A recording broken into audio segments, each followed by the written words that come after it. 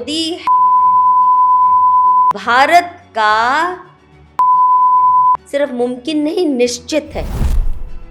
लेकिन भाजपा आरएसएस मोदी ने राम मंदिर बना दिया अरे हिंदुत्व प्लीज बचाने के नाम लिए। मत लो, उस नाम मत लो। राम भक्तों पर गोली चलाने वाले को उसका इंचार्ज बना दिया। चुनाव के वक्त क्यों इसको हिंदू याद आते हैं और मंदिर में जाके तिलक लगा के नौटंकी 50 कैमरों के सामने पूजा करने की नौटंकी करता है। आपने कहा है गांधी को महात्मा बना के लाई। हाँ महात्मा नहीं थे गांधी ना, क्या अन्याय नेहरू और गांधी ने मिलकर किया हिंदुओं का। मतलब इस्लाम को कट्टर रूप देने में गांधी। आपके मुताबिक गांधी जी जहाँ बात की आती थी वहाँ फिसल जाते थे। नहीं फिसल तो कोई फिसल नहीं। He was not able to handle his. पुरुषों के साथ तो उनके संबंध थे, ऐसा कहा गया है बहुत स्कॉलर्स ने। गांधी की जो पर्सनल लाइफ थी बहुत अनकंट्रोल्ड थी। बेचारे से संभल नहीं पा रहा था अपनी। नेहरू और के क्या कहते हैं सबको पता है। चलो एक बात है, खुलेआम करते थे, और क्योंकि उनका पति भी जो वो तो उसके तो बड़े किस्से उसके, तो उन दोनों में अंडरस्टैंडिंग थी। तुम और मैं नमस्कार, मैं हूं आपका हमजुबान संजीव चौहान और इस वक्त आप बने हुए स्टेट मिरर हिंदी के खास कार्यक्रम अनफिल्टर्ड अड्डा यानी पॉडकास्ट में।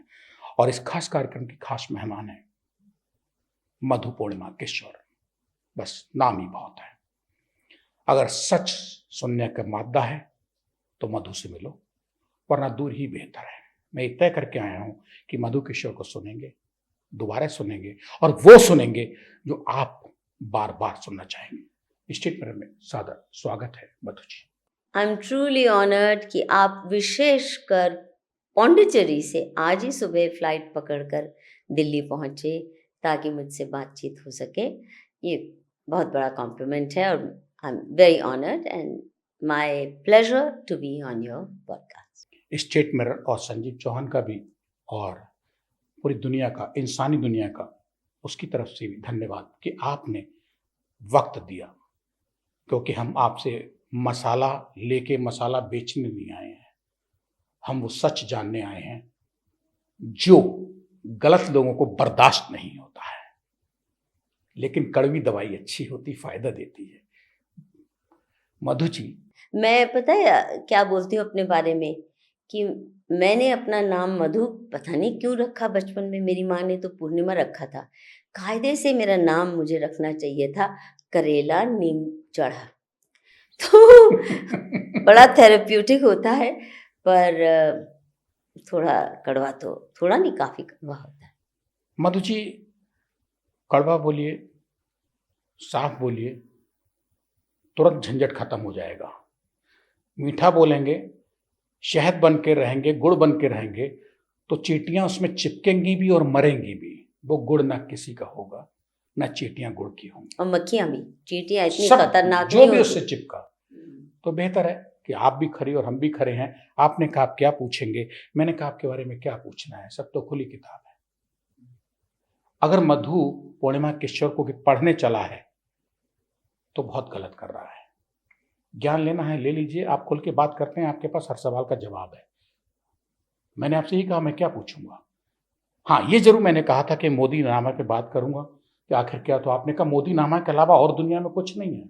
नहीं, मेरा ये कहना था, जो मोदी नामा सीरीज ऑफ आर्टिकल्स थे वो मेरे वेबसाइट में छपे थे, और अगर आप वो देखें ना, उसका PDF वर्जन आज भी हमारे पास अवेलेबल है। वो it says work in progress. यानी जब मैं गुजरात का अध्ययन करने निकली 2012 के एंड में, और 2013 पूरा लगभग मैंने गुजरात में आने जाने में बिताया, अलग अलग प्रांतों में गई, तो बीच बीच में मैं वो जो इन्फॉर्मेशन मुझे मिल रही थी, क्योंकि अनोखी थी, जो मैंने उम्मीद नहीं की थी, तो मैंने सीरीज ऑफ आर्टिकल्स अपने वेबसाइट, मानुषी वेबसाइट पर पोस्ट किए। और उसका नाम, क्योंकि सीरीज का नाम कुछ देना था, एवं ही मोदी नामा कह दिया, मोदी नामा सीरीज। लेकिन that was the draft for my book. Modi Muslims and media, किताब वो निकली। और मेरा प्लान था, मेरे पास इतना मटेरियल था, क्योंकि मेरी आदत है, मैं किसी से भी जब किसी सवाल पे बात करने जाती हूँ, चाहे वो रिक्शा पुलर हो, चाहे वो छोटा किसान हो, मैं हमेशा अपना छोटा सा वीडियो कैमरा रखती हूँ या टेप रिकॉर्डर पहले। तो सैकड़ों घंटों की इंटरव्यूज़ हैं, तो मेरे पास बहुत मटेरियल था गुजरात के बारे में। प्लान तो मेरा ये था कि मैं 2 एंड 3, मतलब एक और 2 और किताबें निकलेंगी गुजरात पर, उस सारे दौर पर, जब मोदी वहाँ चीफ मिनिस्टर रहे, उससे पहले और उसके बाद। लेकिन मोदी जी ने इतनी जल्दी मोह भंग कर दिया कि मेरा मन नहीं किया फिर आगे कुछ लिखने को, एक्सेप्ट आर्टिकल्स लिखे थोड़े बहुत, वीडियोस बहुत सी बनाई मैंने। मोदी से मोह भंग क्यों, मोदी के अक्षम्य अपराध, मोदी जी ने ये ज्यादती की, ये अन्याय कर दिया, तो उस पे बहुत लिखती रही, छोटा बड़ा। वीडियोस में खासकर मैंने लंबी बात की है। लेकिन Modi Muslims and media is the book that people ought to refer to, not just the Modinama series of articles. आपने मानुषी का जिक्र किया। जब रूथ पनिता के साथ मिलके मधु किशोर ने मानुषी शुरू की 1978 में, तो मैं 8 साल का था। मैं 1978 की मधु किशोर को जानना चाहता हूं और संक्षिप्त में मानुषी के जन्म की कहानी भी जानना चाहता हूं। ये तो आपने बड़ी लंबी दास्तां का दरवाज़ा खोल दिया। वो तो घड़ी, वो लम्हा जब मानुषी की परिकल्पना जन्म देने की मधु के जहन में आई। मानुषी से पहले बहुत कुछ हो चुका था, जिसकी वजह से मानुषी का ख्याल आया या उसकी तरफ कदम बढ़ाए। तो मैं अब अंदाज़ा है ही आपको तो कि थोड़ा देसी विचार की रही हूँ। हालांकि कॉन्वेंट स्कूल में पढ़ी, फिर मिरांडा हाउस में पढ़ी, फिर जेएनयू में पढ़ी, लेकिन बहुत देसी रही। अब जैसे मैं जब कॉन्वेंट स्कूल में भी थी, तो बाकी सब सब्जेक्ट्स में, हर चीज़ में मैं टॉप होती थी, बिना कोई एफर्ट किए। ऐसा नहीं कि मैं बड़ी जीनियस थी, सादा, पर शायद बहुत कम उम्मीद की जाती है हमारे स्कूल सिस्टम से। तो तब भी एक चीज़ पर हमारी नन्स कॉन्वेंट में मुझे केवल टोकती नहीं थी, मुझे ब्लैक मार्क्स देती थी। आप गेस कीजिए किस, जो सब चीज़ों में ऑल राउंडर टॉप हो, उसको ब्लैक मार्क्स किस पे मिले होंगे? ये तो सवाल ही बड़ा अटपटा गजब का है आपने ना? मेरे सामने रख दिया। मैं इमेजिन speechless हूं। कीजिए नहीं, हिंदी बोलने पर। अभी आज भी बहुत से ये इंग्लिश मीडियम फैंसी स्कूल हैं जहाँ इंग्लिश में ही बात करनी है, चाहे टूटी बोलो, टूट फूटी बोलो। और मैं ठीक ठाक थी अंग्रेज़ी में, ऐसा नहीं टॉप क्लास में आती ही थी, लेकिन मुझे बड़ा अटपटा लगता था, क्योंकि शुक्र है हमारे माँ पिता ने घर में हमेशा हिंदी या पंजाबी बोली। तो हम अगर मान लो बच्चे कभी अंग्रेज़ी में बोलते तो हिंदी में जवाब देते थे। दूसरा, हमारे घर में मेरी माँ धर्मयुग या साप्ताहिक हिंदुस्तान या ऐसी हिंदी की पत्रिकाएं, हालांकि वो भी कॉन्वेंट एजुकेटेड थी, पर फिर भी ग्राउंडेड थी, संस्कारी थी बहुत। और मैं भी अपने बचपन में, हालांकि मेरी स्कूल की सारी सहेलियां स्कूल गर्ल्स कॉमिक्स और बाबरा कार्टलैंड के नॉवल और डेनीज रॉबिन्स के रोमांसेस, वो सब कचरा, जो मुझे कचरा लगता था। मैंने 4 पेज भी नहीं उनके पढ़ पाती थी। तो मैं तो छोटी थी, तो चंदा मामा, पराग, वही मेरी लिंग्विस्टिक डाइट थी। उसके बाद फिर प्रेमचंद, शरद चंद्र, टैगोर, ये जो भी हिंदी का मुझे साहित्य मिलता था। कोई बहुत लाइब्रेरीज उन दिनों होती नहीं थी, हमारा स्कूल कॉन्वेंट स्कूल था, तो आप सोचते हैं वहाँ पे उन्होंने हिंदी साहित्यकारों के, पर कहाँ से ढूंढ लेती थी। और माँ पिता किताबों पे मना नहीं करते थे। तो हिंदी के साथ जो मेरा टकराव, हिंदी की वजह से जो मेरा टकराव मेरे नन्स के साथ रहता था, स्कूल की जो करता धरता होती हैं, सिस्टर्स एंड मदर सुपीरियर। तो अब जैसे हम 9वीं क्लास में पहुँचे हैं, तो हमें बोला गया है कि अब जी लोअर हिंदी लेनी पड़ेगी, और लोअर हिंदी नहीं लोगे तो हम टीचर नहीं देंगे। अब लोअर हिंदी किस किस्म की होती है, मतलब एक दो जुमले मुझे याद हैं तब के भी। लोअर हिंदी में जो इम्तिहान आता था उसमें गाय घास चरता है, उसको आप करेक्ट करें, गाय घास चरती है। तो मैंने कहा ये तो बहुत अपमानजनक बात है, मैं नहीं स्वीकार करूँगी। तो उनका टीचर नहीं मिलेगी, मैंने कहा ना तो ना सही। तो मैंने स्वयं पढ़ी 9वीं 10वीं 11वीं की हिंदी का जो इम्तिहान दिया, और बहुत अच्छे टॉप नंबर लाई बिना कोई मदद के। और उस वक़्त मेरी हिंदी की मेरे स्कूल में भी मेरी बेस्ट फ्रेंड्स मेरी हिंदी की टीचर्स हुआ करती थी। लेकिन किसी ने भी नहीं कहा। मैं उनके घर जाती थी मिलने, जैसे सहेलियाँ एक दूसरे को मिलने जाती, मैं अपनी हिंदी टीचर्स के घर जाती थी शाम को, मुझे बुलाते थे गपशप के लिए। पर किसी ने ये नहीं कहा कि हम पढ़ा दिया करेंगे। सबको लगता था खुद ही कर लेगी, तो किसी ने ऑफर भी नहीं किया। चलो कोई बात नहीं, but at least I got lot of affection from them.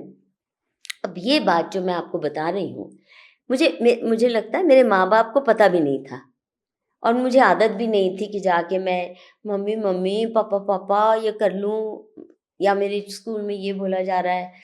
ऐसा नहीं, अपने अंदर से बात आई, और मैंने अभी तक इतने सालों में उसकी बहुत कम किसी को बताया होगा जी।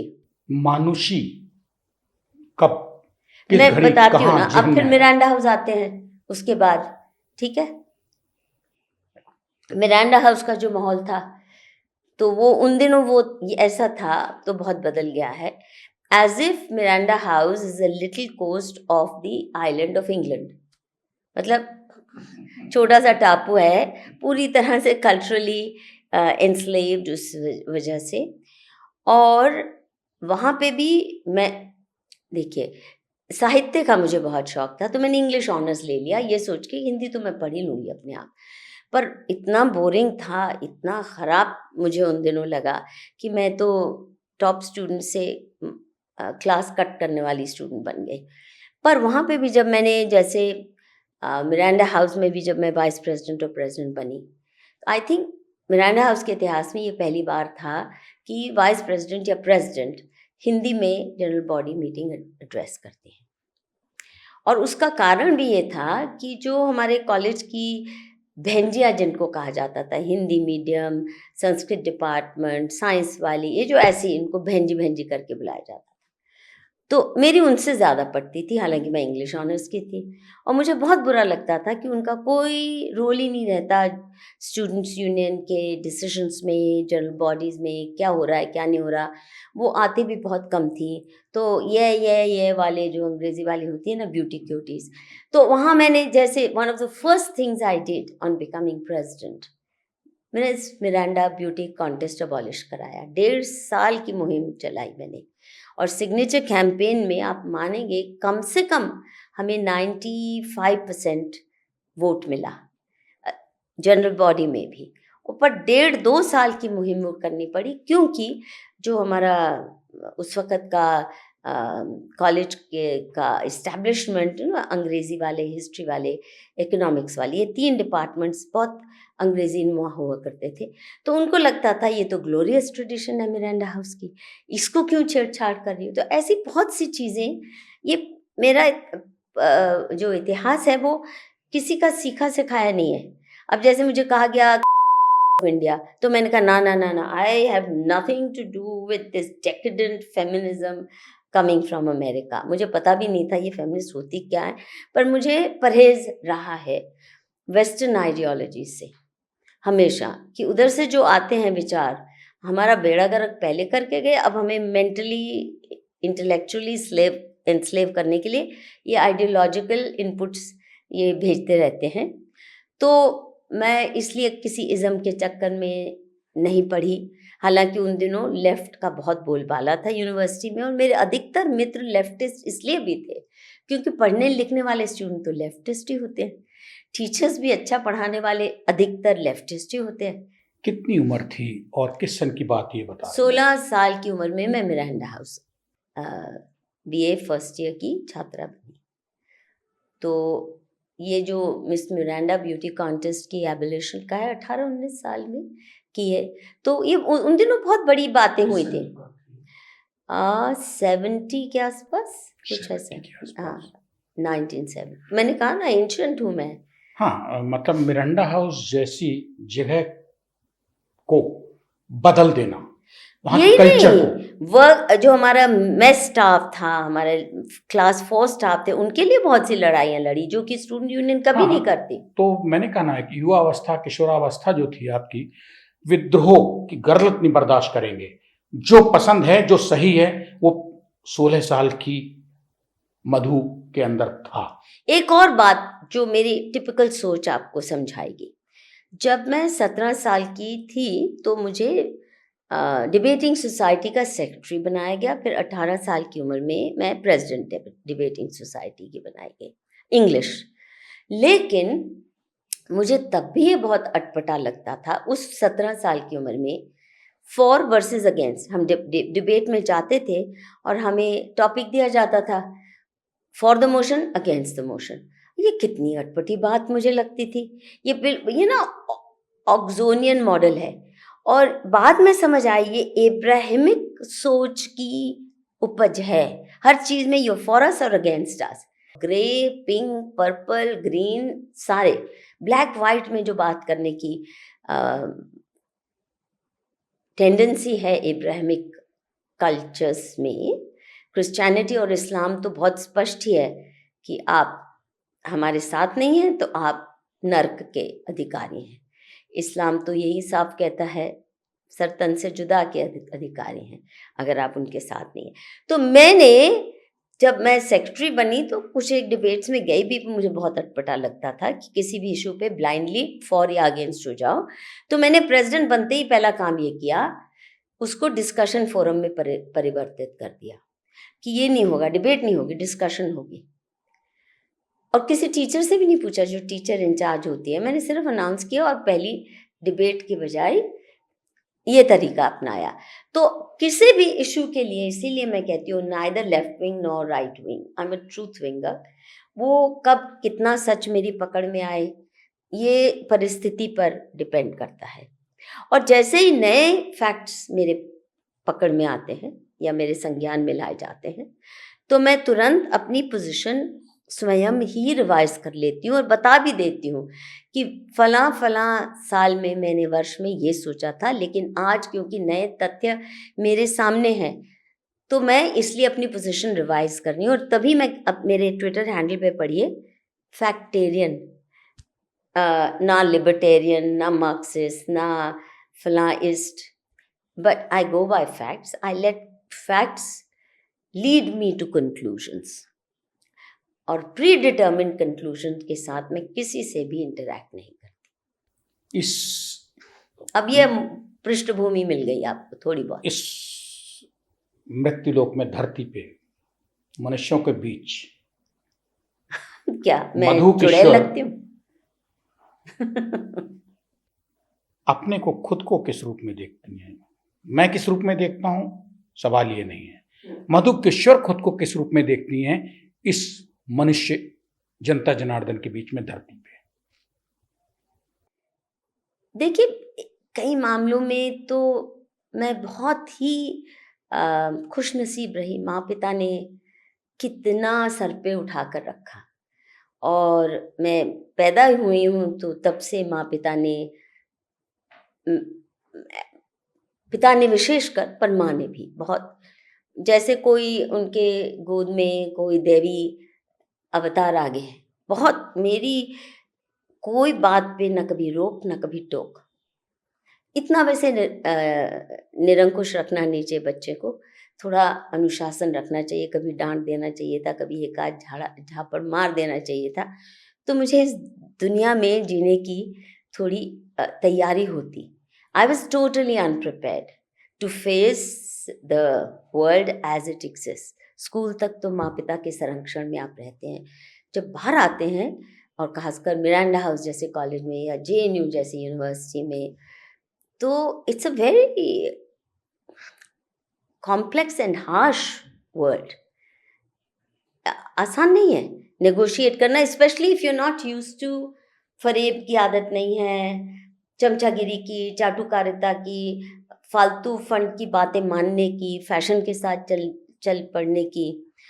तो इट्स नॉट ईज़ी। और पॉलिटिकल कल्चर जो है जिसमें मैं अनायास ही मिरांडा हाउस में पहले बताया ना, डिबेटिंग सोसाइटी, फिर प्रेसिडेंट बन गई। और क्योंकि मुझे ये बुरा लगता था उस वक़्त, सबसे बुरी ये मुझे बात लगती थी, ये जो भैंजी क्लास और हैप्पी लीट इंग्लिश वाली क्लास। कायदे से मुझे अंग्रेज़ी वालियों के साथ होना चाहिए था, पर मैं कभी भी इमोशनली उनके साथ कनेक्ट नहीं कर पाई। तो उस अंडर प्रिविलेज्ड लॉट को, जिनको नकारा जाता था उनकी एग्जिस्टेंस की, और उन बेचारियों को पता भी नहीं था कि उनके साथ क्या हो रहा है, वो तो बहुत ग्लैमर स्ट्रक रहती थी। तो I am not fit for this world in some ways, because बहुत ज़्यादा निरंकुश हूँ ना, तो डरना सीखा नहीं। लेकिन लोग तो आपसे डरने लगे। वो तो मेरे पिता भी डरते थे, इसलिए मुझे कभी नहीं, बहुत प्यार करते थे। मेरा मतलब ये है कि ये सौभाग्य कहूँ कि दुर्भाग्य कहूँ, but I use it well, कि बचपन से मैंने ऐसा नहीं, आप देखेंगे अभी भी इस लड़ाई में मैंने तो किसी को घूसा नहीं मारा, मैंने तो किसी को गाली गलौच नहीं की। इतने सालों से इतनी गंदी, और उससे भी गंदी गंदी गालियां सुन रही हूँ मैं 11 सालों से। ये मोदी के जो बॉट्स हैं, मोदी के जो पेड ट्रोल्स हैं, इतनी भद्दी गालियां जो मेरे कान में कभी पड़ी भी नहीं थी, हजारों की संख्या में हर हफ्ते आ रही हैं।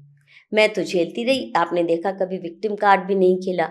और मुझे दुख ये भी है कि मैं जिस लाइन में खड़ी होती हूँ उसमें जो मुझे बहुत एडमायर भी करते हैं कि वाह मधु जी वगैरह वगैरह, उस लाइन में खड़े खुद नहीं होना चाहते, तो मैं उस लाइन में अकेले रह जाती नहीं हूँ। तो मोदी है तो मुमकिन है, अगर मोदी की राज में मधुकेश्वर जी का उपस्थिति है, मौजूदगी, तो मोदी तो बहुत काम कर रहे हैं महिलाओं के लिए, तो मधुकेश्वर भी एक ज्वलंत देखिए, उदाहरण ये है। जो महिलाओं की ठेकेदारी सरकारें करती हैं या पॉलिटिकल पार्टीज करती हैं, बख्शो हमें, क्योंकि इन्होंने जो बदहाली की है, जिस किस्म के कानून लाए हैं, और जिस किस्म की, एक तो हर औरत, हर स्त्री को भिखमंगा बना दिया है।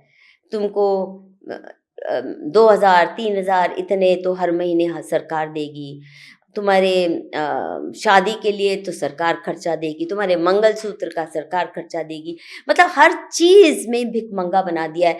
फ्री बस ट्रिप, फ्री ट्रेन राइड्स, क्या ये कोई महिलाओं का जीवन है? अगर आप मोदी के बारे में ये सोच रही हैं, मैं तो इससे बहुत गंदा सोचती हूँ। ये तो बहुत छोटी बातें तो कही हैं जो सारी पार्टियां करती हैं। मेरा ये अपना तो सभी पार्टियां कर रही हैं, स्त्रियों को या जनता को एट लार्ज, किसानों को भी भिखमंगा बना दिया, जनता को भिखमंगा बना दिया, समाज को तोड़ने का काम, अर्थव्यवस्था को तबाह करने का काम ये फ्रीबीज और सब्सिडीज के माध्यम से। और महिलाओं को कुछ नहीं चाहिए, केवल एक चीज चाहिए सरकार से, जो किसी पार्टी की औकात नहीं है मोदी समेत, वो है समाज में गुंडा तंत्र हावी न हो, ये बस कर दीजिए। और दूसरा, जो हमारे नेचुरल रिसोर्सेज हैं, जैसे पानी, पृथ्वी पर पानी तो नियामत के रूप में आया था, और भारत में तो खासकर माँ गंगा, माँ यमुना, माँ नर्मदा, माँ गोमती, मतलब आप सोचे पूजनीय नदियाँ, इनका जल तो अमृत के समान था। उसमें आपने इतना प्रदूषण डाल दिया, गंदे नाले डाल दिए, हवा को प्रदूषित कर दिया। हजारों साल से जो हवा कभी इतनी प्रदूषित नहीं थी, ये सरकारीकरण जब से ये संसाधनों का हुआ, मिट्टी को पॉइजन कर दिया आपने। जो फसलें उग रही हैं, बीमार हो रहे हैं बच्चे, छोटे छोटे बच्चों को कैंसर हो रहा है, ऐसे तो उत्पादन हो रहे हैं। तो मैं कह रही हूँ, आप सिर्फ हमारे नेचुरल संसाधनों को पॉइजन करना बंद कीजिए। नंबर 2, गुंडा तत्वों को हावी मत होने दीजिए सरकार में, बाकी हट जाइए रास्ते से, हमें कुछ नहीं चाहिए। हम महिलाएं अपनी नहीं, अपने पुरुष, घर के पुरुषों की भी रक्षा कर लेंगी, और वो हमारी रक्षा करने के लिए सक्षम थे और बन जाएंगे, जो अब नपुंसक हो चुके। मधुकेश्वर की बातचीत से तो ये निकल के आ रहा है कि राजनीति गुंडों की हो गई है और गुंडे ही राजनीति में घुस गई है। केवल भारत में नहीं, आपने देखा अमेरिका का क्या हाल है, वहां देखा कैसे प्रेसिडेंट्स को मर्डर, कितने प्रेसिडेंट्स तो उनके मर्डर हुए हैं, Democrats versus Republicans. It's like गृह युद्ध, सिविल वॉर जैसी स्थिति है उनके उनमें आपस में, जिसको ये वेस्टर्न स्टाइल डेमोक्रेसी कहते हैं। जैसा मैंने पहले कहा, पश्चिमी देशों से, एब्राहिमिक कल्चर से जो भी आइडियोलॉजी आई है जहरीली है, हर आइडियोलॉजी, उनकी हर प्रोडक्ट भी जहरीली है। उनके जो उत्पादन का आप देखिए ना, ये जो सारा पॉइजन किया है हवा को और सॉइल को, पानी को, ये तो केवल वेस्टर्न स्टाइल इंडस्ट्रियलाइजेशन के बाद हुआ। वहाँ पे भी जो डेमोक्रेसी का बुनियादी ढांचा है वो गृह युद्ध ही करता है, समाज को काटता है, बांटता है और परिवारों तक को बांट रहा है, मोहल्लों को बांट रहा है।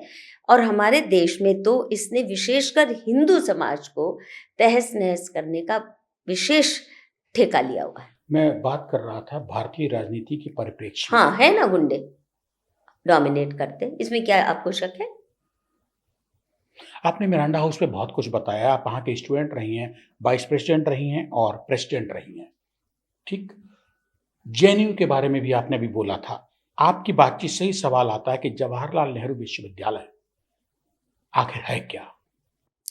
देखिए, जवाहरलाल नेहरू विश्वविद्यालय की एक विशिष्टता ये रही है कि वो खुलकर लेफ्टिस्ट था। इंदिरा गांधी ने जब सेटअप किया तो शायद नूरुल हसन साहब को सौंपा इसका जिम्मा।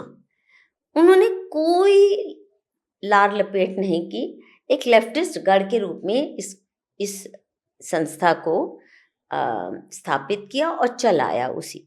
तो उनकी रिक्रूटमेंट भी उसी प्रकार की होती थी और रही, अभी तक भी रही। अब वो भाजपा ही घुसने की कोशिश कर रहे हैं और जब ये पावर में आते हैं तो आप जानते हैं कि हर संस्था में घुसपैठ करते हैं।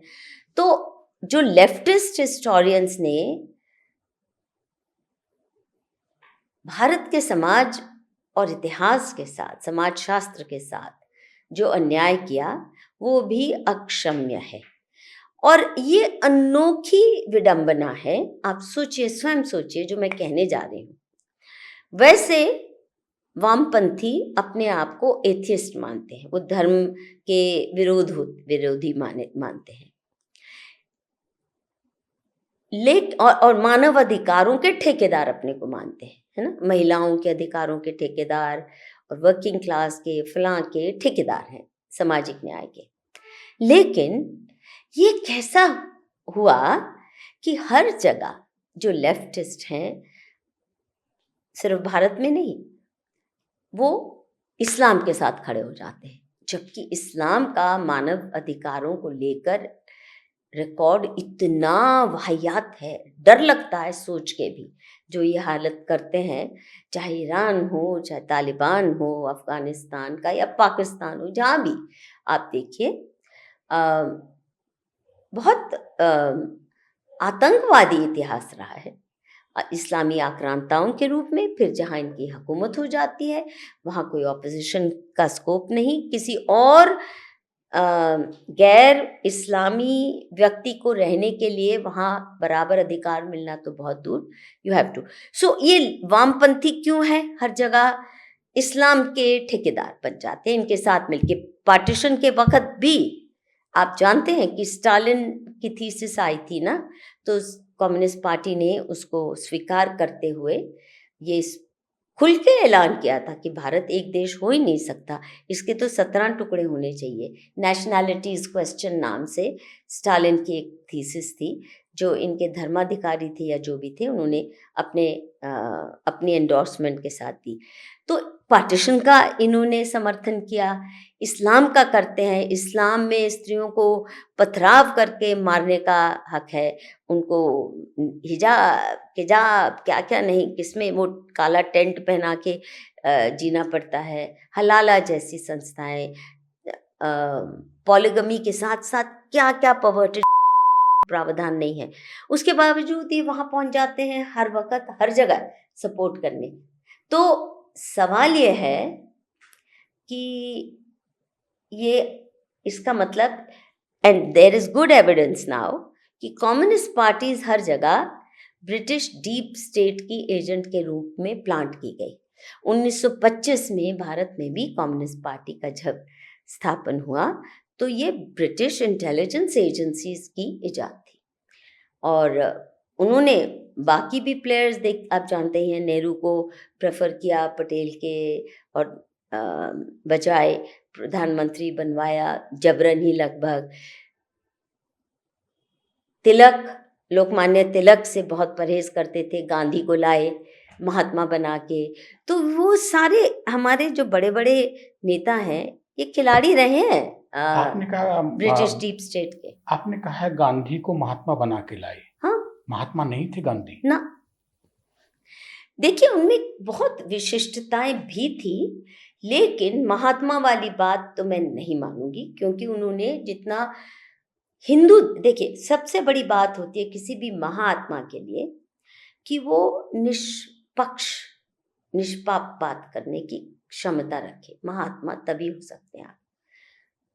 और गांधी ने जितना विषैला डिस्कोर्स हिंदुओं के लिए तैयार खड़ा किया, नपुंसक बना दिया, आत्मरक्षा की भी उनको इजाज़त नहीं दी। चाहे मोपला रिबेलियन के दौरान सारी पार्टी कांग्रेस की गांधी के आगे हाथ जोड़ रही थी कि केरल के हिंदुओं के साथ, मालाबार के हिंदुओं के साथ बहुत जघन्य अपराध और अन्याय किए हैं इस्लामियों ने, और जबरन कन्वर्जन्स ही नहीं की, जिस तरह महिलाओं के साथ दुर्व्यवहार हुआ, अबडक्शंस हुई, फोर्स्ड कन्वर्जन्स हुई और कत्लेआम हुआ, गांधी का दिल बिल्कुल नहीं पिघला। उन्होंने कहा वो अपने मज़हब के पक्के हैं, आपको कोई हक नहीं है उनके मजहबी कार्यक्रमों में इंटरफेयर करने का। फिर आपने देखा खिलाफत मूवमेंट, बिना बात के घुस गए जहाँ तुम्हारा काम नहीं। टर्की का स्पेलिंग नहीं आता था गांधी को, कुछ पता नहीं था मिडिल ईस्टर्न पॉलिटिक्स के बारे में, और इतना इस्लामीकरण बढ़ाया, मतलब इस्लाम को कट्टर रूप देने में गांधी का बहुत हाथ था। और पार्टीशन के वक्त तो इन्होंने बिल्कुल लेट डाउन किया। एक तो partition over my dead body कह के, पर केवल ये नहीं कि होने दिया, लेकिन मुसलमानों को वापस बुलाया। नहीं नहीं, इनको हम जाने नहीं देंगे, इनको यहीं रखेंगे। वहाँ कत्लेआम हो रहा है, यहाँ कह रहे हैं मैं अपने गले से लगाकर इनको रखूंगा, स्पेशल राइट्स दूंगा, कॉन्स्टिट्यूशन में स्पेशल अधिकार देंगे, धर्मांतरण करने का अधिकार फ्रीडम ऑफ रिलीजन के तहत इनको मिलेगा। क्या अन्याय नेहरू और गांधी ने मिलकर बेड़ा गर्क किया हिंदुओं का, तो कोई महाआत्मा तो नहीं कर सकते। हालांकि गांधी की 2-3 बातें मुझे, जब मैं गांधीयन थी, गांधीयन नहीं थी, गांधी के विचारों से प्रभावित थी बहुत दशकों तक, वो सत्य और अहिंसा जो मैंने अपने जीवन में बहुत सीरियसली लिए। पर अब अहिंसा की मैं गांधी की किस्म की नहीं हूँ। अब मैं गीता का जो है ना अहिंसा और हिंसा पाठ वो पढ़ती हूँ। सत्य बिल्कुल उसके मामले में मैं नहीं ज़रा भी कॉम्प्रोमाइज़ करती। लेकिन जो गांधी ने अहिंसा का मतलब ये बताया कि वो मारे, आपके घर की बेटी ले जाए, आप दूसरी भी ऑफर कर दो, ये है गांधी का। बिल्कुल जवाबी कार्रवाई नहीं करनी। कोई आप आए तो आप हाथ भींच लो और आप होने दो अपने साथ। मतलब कैसी कैसी दुर्गंध आने वाली बातें करके गए हिंदू महिलाओं के लिए और हिंदू समाज के लिए और हिंदू धर्म का खात्मा करने के लिए। जब गांधी पे खुल के बात हो रही है और आपकी नजर में वो महात्मा नहीं थे, गांधी थे, बहुत बातें विशिष्ट थी, लेकिन महात्मा नहीं थे। और अंग्रेजों ने ये टाइटल उन्हें दिलवाया। There is an official circular जिसकी मैं आपको कॉपी दे दूंगी, जहां वो लिखा गया है कि henceforth we will all refer to M.K. Gandhi as Mahatma Gandhi. वो ऑफिशियल सर्कुलर है। महात्मा अंग्रेजों ने बनाया था। अब भारत को आजाद हुए भी कई दशक गुजर चुके हैं, वो महात्मा ही हैं और भारत की मुद्रा पे अभी भी उनकी तस्वीर छप रही है। मूर्खता है ना, अब क्या करें। हाँ, मलेशिया या इंडोनेशिया गणेश जी की अ, स्वरूप छापती है अपने नोटों पे। हम पर टीचर गांधी उनको इकोनॉमी के बारे में क्या मालूम था, है ना? अर्थव्यवस्था को चलाने के लिए या तो माँ लक्ष्मी की होती वहाँ पे, माँ लक्ष्मी का स्वरूप होता या गणेश जी का होता। इनका क्या लेन देन था? तो क्या गांधी जबरिया नोट पे घुसे हुए हैं अभी भी? मूर्खता से। ये धिम्मीवाद है, हिंदुओं को धिम्मी बनाने के लिए, गुलामगिरी सिखाने के लिए। मतलब बेतुका है, एक तो बेतुका है नोट पे। कोई सिंबल ऐसा होना चाहिए जिसका अर्थव्यवस्था से कोई ऑस्पिशियस नाता हो। वैसे जो कागजी नोट होते हैं ना, ये बहुत बड़ा फरेब है दुनिया की जनता के साथ। हमारे सोने के, चांदी के, कॉपर के सिक्के मतलब होते इस पे थे। छपने वाले गांधी जो नोट पे हैं वो भी फरेब है। मैं कह रही हूँ न, बहुत मूर्खता है गांधी को नोटों पे छापना। पर उससे भी बड़ी बात कह रही हूँ, ये जो नोटों की आर्थिक व्यवस्था है, ये बहुत बड़ा ग्लोबल षड्यंत्र है। देखिए, इस पे बोलूं कि रहन दूं इस बात बोलो। को? अच्छा, क्यों कह रही हूं मैं ये? जब से ये पश्चिमी देशों ने अपनी अर्थव्यवस्था हावी नहीं की, तो पहले क्या होता था, जैसे ब्रिटेन का भी पाउंड स्टर्लिंग होता था, सिक्का गोल्ड का होता था, उसका इंट्रिंसिक वैल्यू होता था। हमारे देश में हजारों साल पुरानी भी जो करेंसी होती थी, सिक्के होते थे, आज भी जो मिलते हैं, तो कॉपर के, चांदी के, सोने के, प्रेशियस मेटल्स के होते थे। और अगर वो सिक्का आपके पास है तो आप कभी भी उसको किसी भी रूप में इनकैश कर सकते हैं। You have real wealth in your hands. अब आपके हाथ में नोट थमा दिया, इसकी कोई इंट्रिंसिक वैल्यू है ही नहीं। ये पानी में भीगा तो गया, पर वैसे भी कागज का एक टुकड़ा ही है। जैसे मोदी ने नोटबंदी कर दी, अब मेरे पास भले ही 1 करोड़ या 1 लाख के नोट पड़े हैं, उसकी कोई वैल्यू नहीं, लेकिन अगर मेरे पास 1 लाख के सोने के सिक्के, चांदी के सिक्के होते, तो मोदी की क्या बिसात? उसको नहीं वो डिवैल्यू कर सकता था, उसको नहीं वो डिमोनेटाइज कर सकता था। और उसके बाद और भी भद्दी बात, क्रेडिट कार्ड इकोनॉमी, एक कार्ड थमा दिया, पैसे तुम बैंक में रखो, आप मतलब सब नोशनल है, हवाई चीजें हैं ये, रियल वेल्थ मेरे पास है ही नहीं। मोदी है तो मुमकिन है, भाजपा का ये नारा है। मोदी है तो भारत का पतन और क्या बोलेंगे, डीजेनरेशन सिर्फ मुमकिन नहीं, निश्चित है। ये हमारे गले का ऐसा पत्थर बन गया है कि हमें डुबो के, अच्छा पानी में भी नहीं, ये नहीं कि किसी नदी में डुबोएगा या किसी सागर में डुबोएगा, ये गंदी नाली में डुबोएगा। तो मोदी है तो निश्चित है हमारा गड्ढे में गिरना, और वो भी गंदे पानी का गड्ढा। मोदी जी की हुकूमत जब से 2014 से सत्ता में आई है, केंद्र में बीजेपी, वो प्रधानमंत्री बने हैं, तब से बहुत सारी चीजें बदली गई हैं देश में। और नारा दिया है बीजेपी ने, मोदी है तो मुमकिन है। तो क्या ऐसे में मुमकिन है ना, तो इस्लाम परस्ती मुमकिन है इस किस्म की कि हिंदुओं का सरतन से जुदा होगा और पुलिस केस भी नहीं रजिस्टर करेगी। ये भी मोदी है तो मुमकिन है। मोदी है तो मुमकिन है हमारे घर की बेटियां उठाई जाएंगी और पुलिस हमारी मदद करने की बजाय हमें डराने आ जाएगी। ये भी मोदी है तो मुमकिन है।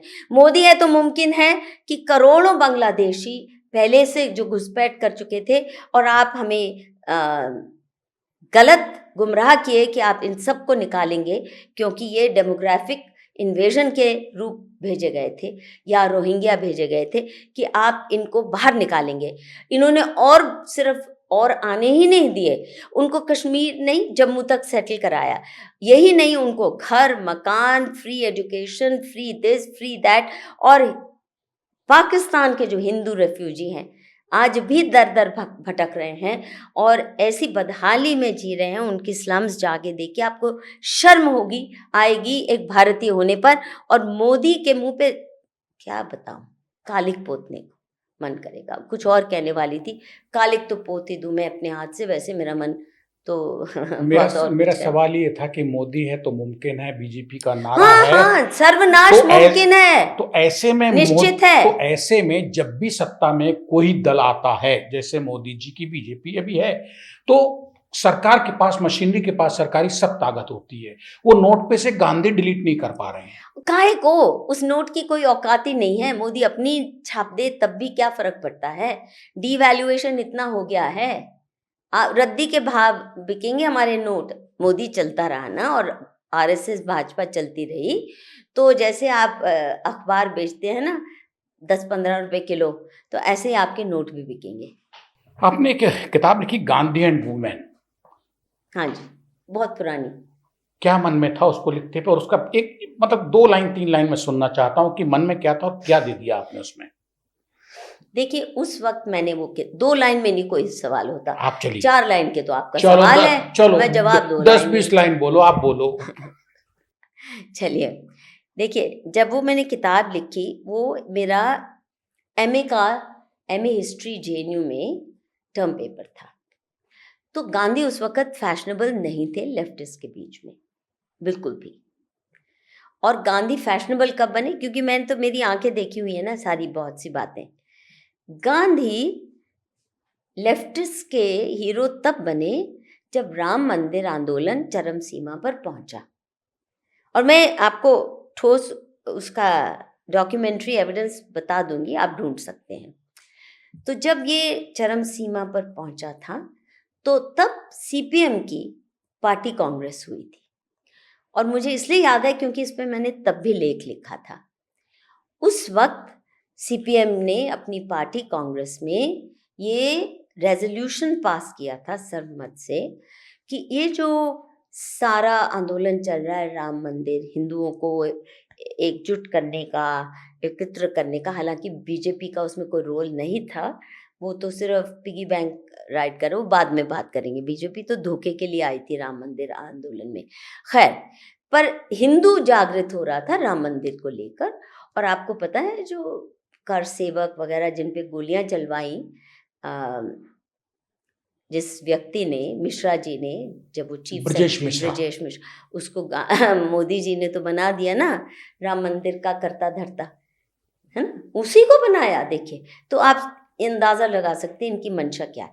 अब उस वक़्त सीपीएम की कॉन्फ्रेंस हुई, उन्होंने ये रेजोल्यूशन पास किया था कि इस हिंदू वेव का मुकाबला हम कर सकते हैं तो केवल भक्ति मूवमेंट को उठाकर, उसमें कबीर ले आओ, उसमें वो सब जो सनातन धर्म के थोड़े डिसेंटिंग वॉइसेस हो सकते हैं, और इस्लामी काल के, इस्लामी काल के पहले के नहीं। और साथ में गांधी, हमें गांधी को स्वीकार करना पड़ेगा, नहीं तो एज ए स्टूडेंट मेरा जेएनयू में तो किताब जो हमें बताई जाती थी ईएमएस नमूद्रीपाद की, महात्मा एंड द इज्म, तो बहुत क्रिटिकल है। वो तो सीपीएम के सर्वोच्च नेता थे।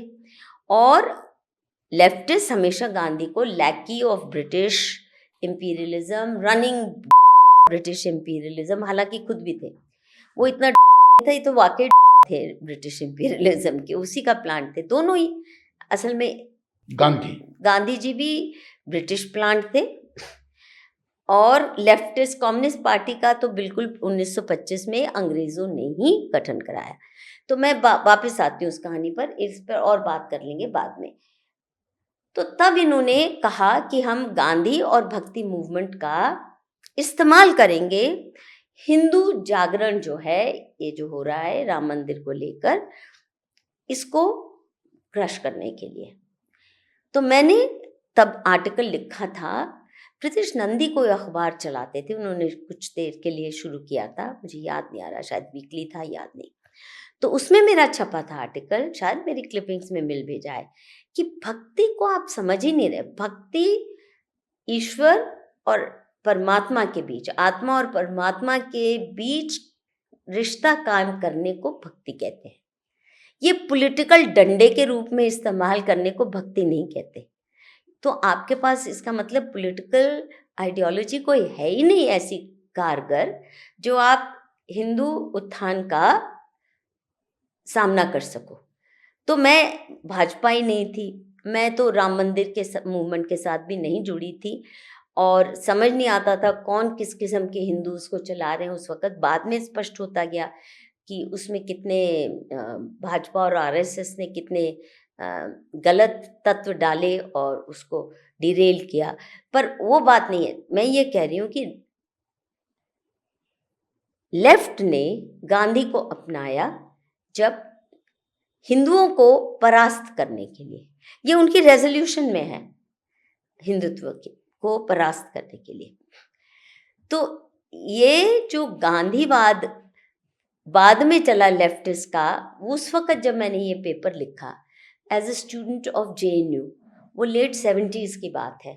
उस वक़्त कोई लेफ्टिस्ट गांधी को नहीं मानते थे, और वो पेपर को एक्सपैंड करके मैंने फिर इकोनॉमिक एंड पॉलिटिकल वीकली में छापा।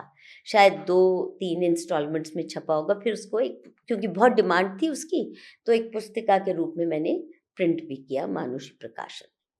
अब उस वक्त आप मानेंगे नहीं, जब EPW में छपा तो ये सारी लेफ्टिस्ट फेमिनिस्ट ने वो मेरे पे अटैक किया, दे वर ऑल अगेंस्ट हिम। और उन बातों पर आज भी मैं गांधी को सम्मान देती हूँ कि फ्रीडम मूवमेंट में, स्वतंत्रता संग्राम में गांधी ने स्त्रियों के लिए सम्मानजनक परिस्थिति बनाई, इसमें कोई दो राय नहीं है। लेकिन उन्हीं गांधी के बारे में भी कहा जाता है कि जो ब्रह्मचर्य का हाँ, वो भी मैंने अपने को लिखा, करने के लिए, वो भी मैंने लिखा, और उसके ऊपर मैंने इंटरप्रिटेशन उस वक़्त जो दी, आप पढ़ सकते हैं। तो वो सही है कि गांधी की जो पर्सनल लाइफ थी बहुत अनकंट्रोल्ड थी, बेचारे से संभल नहीं पा रहा था अपनी। और जो ब्रह्मचार्य का भी गांधी ने एक्सपेरिमेंट्स किए, वो तो खुद ही कह रहे थे ना कि क्योंकि मैं, अच्छा, गांधी को विचार कहाँ से आया कि ब्रह्मचार्य से कुछ विशेष मुझे शक्ति प्राप्त होगी। ये मैंने लिखा है उस किताब में। हमारे जो जितने भी ऋषि मुनि हैं ना, तपस्या में जब बैठते थे तो इंद्र का सिंहासन डोलने लगा तो देवता घबरा गए कि ये तो हमसे ज़्यादा शक्तिमान हो जाएगा। तो किसी न किसी अप्सरा को भेजा जाता था उसको टेस्ट करने के लिए, उसकी तपस्या भंग करने के लिए। ये तो आप जानते ही हैं ना, मेनका को भेजा गया और वगैरह वगैरह, कितने तो गांधी ऋषि भी मुनि होते। तपस्वी ऋषि नहीं, मुनि थे। गांधी को ये गलत फहमी थी कि अगर मैं अपनी अर्ज को कंट्रोल कर पाऊं सही में, तो शायद तो पूरा ब्रह्मांड मेरी बात सुनेगा और जो मैं चाहता हूं करवाने में मदद करेगा। ये गलत फहमी थी, क्योंकि वो कभी अपनी लाइफ को कंट्रोल नहीं कर पाए। और ये भी, इस पे भी बहुत बड़ी बड़ी पुस्तकें लिखी गई हैं, मेरे द्वारा नहीं, मैंने तो सिर्फ मेंशन ही किया है, जहाँ गांधी के लाइफ पर और स्पेशली रिलेशंस पर काफ़ी एविडेंस के साथ चर्चा की गई है। विदेशी स्कॉलर्स ने भी, और यहाँ पे भी कुछ उसके आपको मिल जाएंगे स्कॉलरली पेपर्स। आप और गांधी कभी, और इसलिए वो एक्सपेरिमेंट करते रहे, छुट्टी कर ली, लेकिन बाकी बेचारे नहीं कर पाए ना। और मैंने अभी जो मोदी पे ट्वीट लिखा था ना, उसमें भी ये मैंने कहा था कि हम बिल्कुल परवाह नहीं करते ये देखने की कि इस व्यक्ति की जो पब्लिक लाइफ में आया उसकी कैसी है, is it under control, is it under discipline. क्योंकि मेरा मानना है जो व्यक्ति लाइफ को अनुशासनबद्ध कर लेता है वो बाकी चीज़ों पर आसानी से फिसलता नहीं है। क्योंकि वो सब लोग जो बड़े बड़े तपस्वी भी या और भी लोग बड़े ईमानदार हैं, पर कोई अप्सरा आ गई, कोई किसी ने हनी ट्रैप किया तो फिसल जाते हैं लोग। आपके मुताबिक गांधी जी जहां बात की आती थी वहां फिसल जाते थे? नहीं, फिसल तो कोई फिसल नहीं, he was not able to handle his urges. हाँ, मैं दूसरे तरीके से कह रहा हूँ, आप फिसल तब होता है जब कोई आपको ट्रैप कर रहा है। चलिए, नेहरू जी के बारे में क्या सोचती हैं? अगर गांधी के बारे में आपके इतने खुले विचार हैं तो, और गांधी और नेहरू में कौन आपको बेहतर लगा और क्यों? नेहरू तो कभी पसंद नहीं थे। देखिए, गांधी के प्रति मेरा आकर्षण इसलिए भी था, देसी सोच तो थी, और हिंदी में, गुजराती में अच्छी बात करते और थे नेहरू? लोगों के साथ। वो तो अंग्रेजी में सोचते थे, हिंदी में भाषण देते थे। और वो भी काम चलाओ हिंदी उर्दू मिक्स करके। तो नेहरू खुद को भी कहते थे, I am the last Englishman to have ruled India. ये तो उनका कहा कथन है ना। वो अपने को इस बात पे उनको बहुत फख्र था that he is more British than the British. और उनका रिश्ता भारत के लोगों के साथ भी वही रहा कि जो सिविलाइजिंग मिशन अंग्रेज इनकम्प्लीट करके गए हैं, वो आए थे, हमें नेहरू ने तो आत्मसात कर लिया जो कैम्ब्रिज ऑक्सफोर्ड में सिखाया जाता था कि अंग्रेज यहाँ पे आए थे, ये भारत तो अनसिविलाइज था, इसको सभ्यता देने, सभ्यता सिखाने। तो नेहरू ने वो आत्मसात कर लिया था। नेहरू और के क्या कहते हैं? सबको पता है। चलो एक बात है, खुलेआम करते थे। और क्योंकि उनका पति भी जो वो तो उसके तो बड़े किस्से, उसके परवर्टेड। तो उन दोनों में अंडरस्टैंडिंग थी, तुम और मैं मतलब आजादी की जब लड़ाई लड़ी जा तो रही हनी थी, ट्रैप हुए ना नेहरू तो खुशी से। तो ऐसे नहीं उसको अपनी सारा काम अपनी मर्जी का करवाया नेहरू। मुझे लगता है कि जो डिसीजंस होते थे उनको पढ़ते भी नहीं थे, साइन कर देते थे, इतने नशे में थे।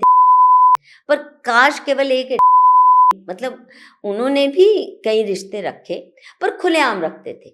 हमारे मोदी जी ना सब पर्दे के पीछे, ये अपने को गांधी की भी ये अच्छी बात है, खुलेआम जो भी था उनका खुलेआम था।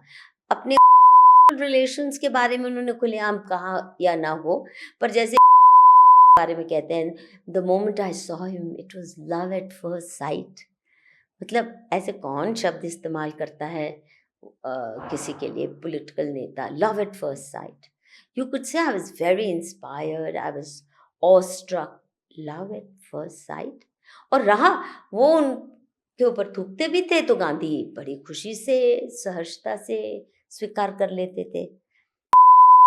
ने कहा ना कि सबसे घटिया मुसलमान भी बेहतर है गांधी जैसे महात्मा नामक हिंदू से भी। ये तो उनका कथन है खुला, और खूब इस्तेमाल किया उन्होंने गांधी का। और गांधी ने खुद को होने दिया इस्तेमाल, सारी कांग्रेस पार्टी के विरोध में जाकर भी। तो गांधी जी की भी ना जो पर्सनल इमोशनल सेट कंट्रोल में नहीं थी। तो आ गई ना बात, मैं यही तो कहना चाह रहा हूँ कि जहां बात थी वहां पे गांधी कमजोर हो गए। मैं तो कह रही हूँ वो संभाल ही नहीं पाए अपनी को। उनको ना देखो, नेहरू या ऐसे कुछ लोग हनी ट्रैप भी होते हैं, यानी उनको मोहने के लिए स्त्रियां आती हैं। अब गांधी ऐसे तो थे नहीं जिसके लिए लोटपोट होती स्त्रियां अट्रैक्ट होके आए, वो भक्ति भाव से आती थी। अब जैसे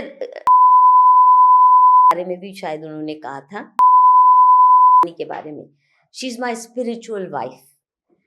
किसने कहा? गांधी ने, उनके खतों में है, मेरी किताब में कोटेड भी है। और वो उस किस्म की क्लोजनेस चाहते थे, लेकिन खुलेआम तो नहीं कर सकते थे। गांधी के पास जितनी महिलाएं आई वो भक्ति भाव से आई, लेकिन गांधी उनके प्रति अपना आकर्षण कंट्रोल नहीं ही कर पाते थे। आप जब इतना ज्यादा गांधी नेहरू और सब में घुसे हुए हैं तो एक सवाल तो मुझे करना बनता और आ रहा मेरे जहन में आपकी बातचीत से। गांधी सिर्फ किसी स्त्री को छू के संतुष्ट हो जाते थे या उसके साथ आते थे? ये भी फिर आप बता सकती हैं, दोनों में फर्क है। देखिए उनका जो एक्सपेरिमेंट था कि वो अच्छा, पुरुषों के साथ तो उनके संबंध थे ऐसा कहा गया है बहुत स्कॉलर्स ने, नेहरू समेत कहा गया है। ये इस पे किताबें हैं, मैं नहीं कह रही हूँ। अच्छा, मैंने एक ट्वीट में लिख दिया था उसके एवज अमित मालविया ने बैंगलोर की केस में कोर्ट में मेरे ऊपर मानहानि का मुकदमा भी किया हुआ है। किस मुद्दे पे? गांधी को बदनाम किया, 2-3 ऐसे ही एवं से बंदों से मेरे आगे मेरे लिए मेरे खिलाफ मानहानि मतलब फादर ऑफ नेशन को डिफेम किया है। नहीं तो वो भाजपा के प्रवक्ता हैं, भाजपा के सोशल मीडिया हैंडलर हैं अरे वो। गांधी की सब विकृतियों के तो इतने कायल हैं मोदी जी भी और भाजपा भी, विकृतियों के, गांधी की अच्छी बातों के नहीं, गांधी की विकृतियों के। और मोदी तो पूरी तरह से गांधी मार्क टू, वो तो मेरी किताब मोदी मुस्लिम्स एंड मीडिया यही सिद्ध करती है कि लोग इन्हें कहते हैं इस्लाम से नफरत करते हैं, मुसलमानों को मारते हैं, ये है वो है, लेकिन ये तो इस्लाम परस्त इतने हैं जितना शायद जिन्ना भी नहीं होगा। मधु जी। किशोर जी जिन्ना पे बात करेंगे, बहुत अच्छा आपने टॉपिक दिया, खुद दिया नहीं है नहीं, आपने। आप अपने निपटा लिया जो लेकिन पुराना। लेकिन मधु जी मुझे ये गांधी जानना, का जो मैंने बताया ना, स्त्रियों के लिए अच्छा रोल था कि फ्रीडम मूवमेंट में उन्होंने एक इज्जतदार जगह मास पार्टिसिपेशन के लिए महिलाओं को दी। जब भारत का दिल और काट साथ के, में एक और सुन लो, बड़ी इंपॉर्टेंट बात है क्यों मैं गांधी के प्रति आकर्षित थी, जो आज भी मैं मानती हूँ, जो गांधी का एम्फेसिस था अंतिम जन पर और गांव पर। भारत की आत्मा हमारे गांव में बसती है, खेती में बसती है, और जब तक हमारा ग्राम उद्धार नहीं होगा और अंतिम जन की सेवा हम नहीं करेंगे और उसको अपने बराबर खड़ा नहीं करेंगे तो भारत आज़ाद कहलाने लायक नहीं है। ये बात मुझे गांधी की अच्छी लगी और सारा जीवन मैंने अंतिम जन के प्रति काम करने का प्रयास किया। गांधी जी अपनी पूरी तमाम उम्र जितनी थी चले गए इस कोशिश में कि भारत का गांव, भारत का किसान, भारत के खेत खलिहान और भारत का सबसे अंतिम जना वो आगे आए। लेकिन भारत के संविधान को तो कॉन्स्टिट्यूशन ऑफ इंडिया कर दिया गया, उसमें तो इन सबको पीछे कर दिया गया है। कहाँ नजर आ रहा है आज भारत, गांधी का भारत?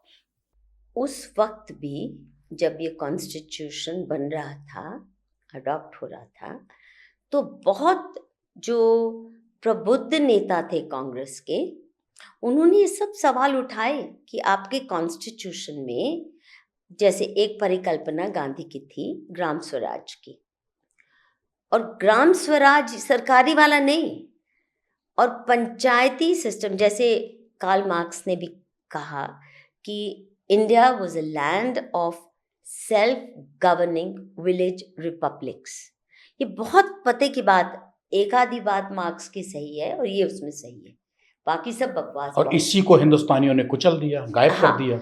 और सेल्फ गवर्निंग विलेज रिपब्लिक्स का मतलब है कि पूरी तरह से स्वायत्त रूप से गांव चलता था, और जो पंचायत है, कहते हैं ना पंचायत राम की आवाज़ या ईश्वर की आवाज़ पंचों के मुंह से निकलती है, यानी निष्पक्ष ढंग से डिस्प्यूट रेजोल्यूशन के लिए इंटरनल अरेंजमेंट्स, इकोनॉमिक मैनेजमेंट के लिए इंटरनल अरेंजमेंट, जैसे धर्मपाल जी के निरीक्षण में जो किताब लिखी गई है चिंगलपेट डेटा, चिंगलपेट की इकोनॉमी, अर्थव्यवस्था पे बहुत सुंदर तरह से बताती है कि कैसे गांव के किसान। एक और बात ध्यान रखनी चाहिए, ये पारंपरिक कथन है कि 64 या 32 कलाओं से एक गांव का गठन होता है। एक गांव तभी परिपूर्ण है, सेल्फ गवर्निंग हो सकता है उसकी इकोनॉमी और उसकी मैनेजमेंट, यदि उसमें वो सब कलाएं हैं जो जीवन यापन के लिए ज़रूरी है।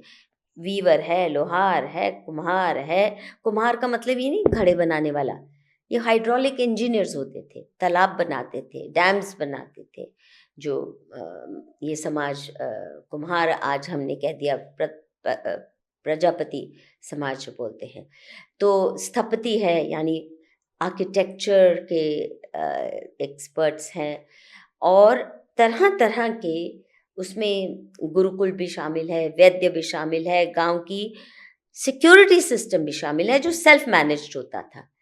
और किसान कितना संपन्न रहा होगा भारत का, जो एक गांव में 32 कलाओं को या 64 कलाओं को एम्ब्रेस करके रखता था, सपोर्ट करने की इच्छा। आज आपके गांव में अनएम्प्लॉयबल लुम्पन्स रह जाते हैं, कोई गांव में रहना नहीं चाहता, खेती खत्म कर दी हमारे सरकारी तंत्र ने और सारी कलाओं को खत्म कर दिया। गांधी का बड़ा बड़ा योगदान है कि उन्होंने हमारे जो पारंपरिक हस्तकलाएं हैं, वीविंग है, कैसे इन्वेंट कराई कमला देवी चट्टोपाध्याय जी के माध्यम से। तो इन्होंने तो तबाह कर दिया पोस्ट 1947, नेहरू से लेकर बाकी सब। अगर लाल बहादुर शास्त्री बचे रहते तो शायद ही वॉज सीरियस, जय किसान जय जवान, लेकिन लाल बहादुर शास्त्री जी से बहुत बड़ी भूल हो गई। उन्होंने डॉक्टर स्वामीनाथन को सौंप दी खेती, और वो हाइब्रिड और वो केमिकल फर्टिलाइजर्स की जहरीली खेती ले आए, उनको भारत रत्न भी दे दिया। उन्होंने तो तबाही मचाई ऐसी। भारत की जो कृषि परंपरा है उसको तबाही करने का काम स्वामीनाथन ने किया, और शास्त्री जी भोलेपन में इनको बहुत बड़ा साइंटिस्ट समझ बैठे, एग्रो साइंटिस्ट। तो मैं मानती हूँ कृषि का सरकारीकरण हो या शिक्षा का सरकारीकरण हो या किसी भी चीज़ का, हेल्थ का, तबाही तबाही है। जब तक खेती किसान संभालता था अपनी पारंपरिक ज्ञान से, तो हमारी खेती का मुकाबला कोई दुनिया में नहीं कर पाता था। जब तक शिक्षा गुरुकुल के माध्यम से चलती थी, यानी क्यूरिकुलम जो है गुरु तय करता है अपने कुल में, मधुकिशोर जी, तो तब हम विश्व गुरु थे। सरकारीकरण हुआ शिक्षा का, विश्व कुली बनने लायक भी नहीं है। मोदी जी भी बेचारे विश्व कुली ही बनकर ग्लोबलिस्ट माफिया के इधर उधर लौटते फिर रहे हैं। मधुकिशोर जी, एक सवाल बहुत अहम है। बात जब चल रही है गांधी और नेहरू की, भारत की आज़ादी और गुलाम भारत की और ब्रिटिश हुकूमत की, सरदार वल्लभ भाई पटेल को हम इस बातचीत में नहीं छोड़ सकते। मत छोड़ो। देखिए, सरदार वल्लभ भाई पटेल बहुत मायने में नेहरू से बहुत कद्दावर थे, कोई दो राय नहीं। और सही में उन्होंने किसानों को, गुजरात के किसानों को जिस तरह ऑर्गेनाइज किया वगैरह वगैरह, देश की मिट्टी से जुड़े हुए थे। लेकिन गांधी के आगे नतमस्तक हो जाते थे, नेहरू के आगे नतमस्तक हो जाते थे। तो उनको जो कहते हैं ना लौह पुरुष, क्या लौह रहा जो नेहरू के आगे नतमस्तक होके उसको सौंप दी। और गांधी ने कहा तुम विड्रॉ कर लो, कोई बात नहीं, सारा कांग्रेस का वोट तुम्हारे फेवर में है एज हेड ऑफ कांग्रेस, और प्रधानमंत्री तुम्हें को लोग देखना चाहते हैं। वो मान गए, एक स्लिप भेज दी गांधी ने कि तुम विड्रॉ कर लो, कर लिया। तो लौह पुरुष तो नहीं थे। लेकिन एक और जो बात मैं मानती हूँ उन्होंने ठीक नहीं किया, लोग सोचते हैं कि जो प्रिंसली स्टेट्स का विलय किया भारत के अंदर, वो बहुत जैसे बहुत बड़ा काम था ना। काश हमारे पारंपरिक जो चली आ रही थी परंपरा, जैसे आप जानते हैं त्रिवेंद्रम के जो महाराजा हैं, तब तो क्या बोलते थे, रियासतें जो थी, नहीं रियासतें, देखिए एक तो उत्तर भारत में थी ना, जैसे पटियाला, कपूरथला, ये ना थोड़े अयाशी हो गए थे मुगलों के स्टाइल में, उस किस्म से इन्होंने अपनी ज़िंदगी ढाल ली थी। लेकिन दक्षिण भारत के विशेषकर, और शायद गुजरात में भी और महाराष्ट्र में भी, जैसे कोल्हापुर है, बड़ौदा के महाराजा, मैसूर के महाराजा, त्रिवेंद्रम की जो रॉयल फैमिली, जो केरला की रॉयल फैमिली रही है, ऐसे जो कितने सारे, ये बहुत सही में पारंपरिक ढंग से जिम्मेदारी निभाते थे। और उसका प्रूफ ये है कि शिक्षा में ये स्टेट्स हमेशा बेहतर रही, क्योंकि उनकी जो रॉयल्टी थी उसने बहुत इन्वेस्ट किया शिक्षा के क्षेत्र। इनको तबाह करने में सरदार वल्लभ भाई पटेल का क्या रोल? बताती हूँ ना। अभी देखिए, जो मंदिर जिसपे आप, केरला का जो फेमस मंदिर है जिसपे इनकी नज़र है, अरबों रुपए की वहाँ पे धन संपत्ति, गहने, हीरे जवाहरात ऐसे हैं जो दुनिया ने में कभी देखे भी ना हो। सैकड़ों या हजारों वर्षों से उन्होंने छुआ भी नहीं, बंद है। जैसे ही भारत सरकार की नज़र पड़ती है, ये तो चोरी करने के लिए उत्सुक हैं, बिल बिला रहे हैं, और मोदी जी उस ब्रिगेड में सबसे आगे हैं, है ना। मंदिर का माल कैसे मोदी हजम करेंगे? अब कोशिश नहीं कर रहे, खुलवाया, भगवान काउंट करने के नाम पर भगवान राम मंदिर की कर नहीं चुके हैं। छोड़ो, इनकी बात मत करो, बहुत घटिया इंसान है। पर जो मेन बात है, सरदार पटेल ने, अगर ये पूरी तरह से विलय ना हुए होते तो एडमिनिस्ट्रेशन के लिहाज से, पारंपरिक ज्ञान के लिहाज से, आर्ट और कल्चर के प्रमोशन के लिहाज से ये स्टेट्स हमारे लिए एक एक रास्ता दिखाती। मुझे आज भी अगर चॉइस होती कि मैसूर स्टेट के जो महाराजा का हक की हुकूमत में जाके रहना है कि ये तथाकथित डेमोक्रेसी में, मैं बिल्कुल मैसूर स्टेट में चले जाती, त्रिवेंद्रम चले जाती। उस महाराजा के वंशज जो चला रहे थे उनको भी बेड़ा गर्क कर दिया, क्योंकि इनके ना सभी जो अगली पीढ़ियां हैं उन्होंने पारंपरिक ज्ञान को देखा कि कोई फ़ायदा तो है नहीं, अपने बच्चों को हार्वर्ड कोलंबिया भेज दिया।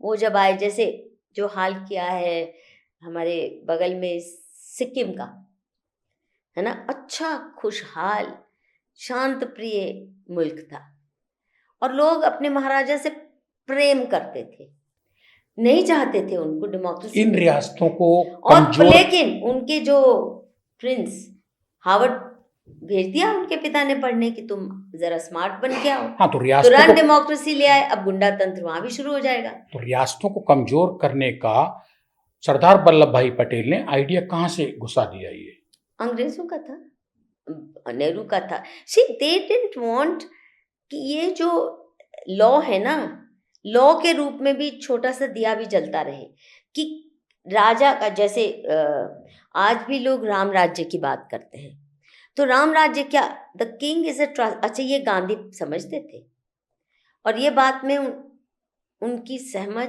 और पहचान अच्छी थी कि ruler has to be like a trustee. जो आपके पास वेल्थ आती है टैक्स के तौर पर भी, वो आपकी अय्याशी के लिए नहीं है।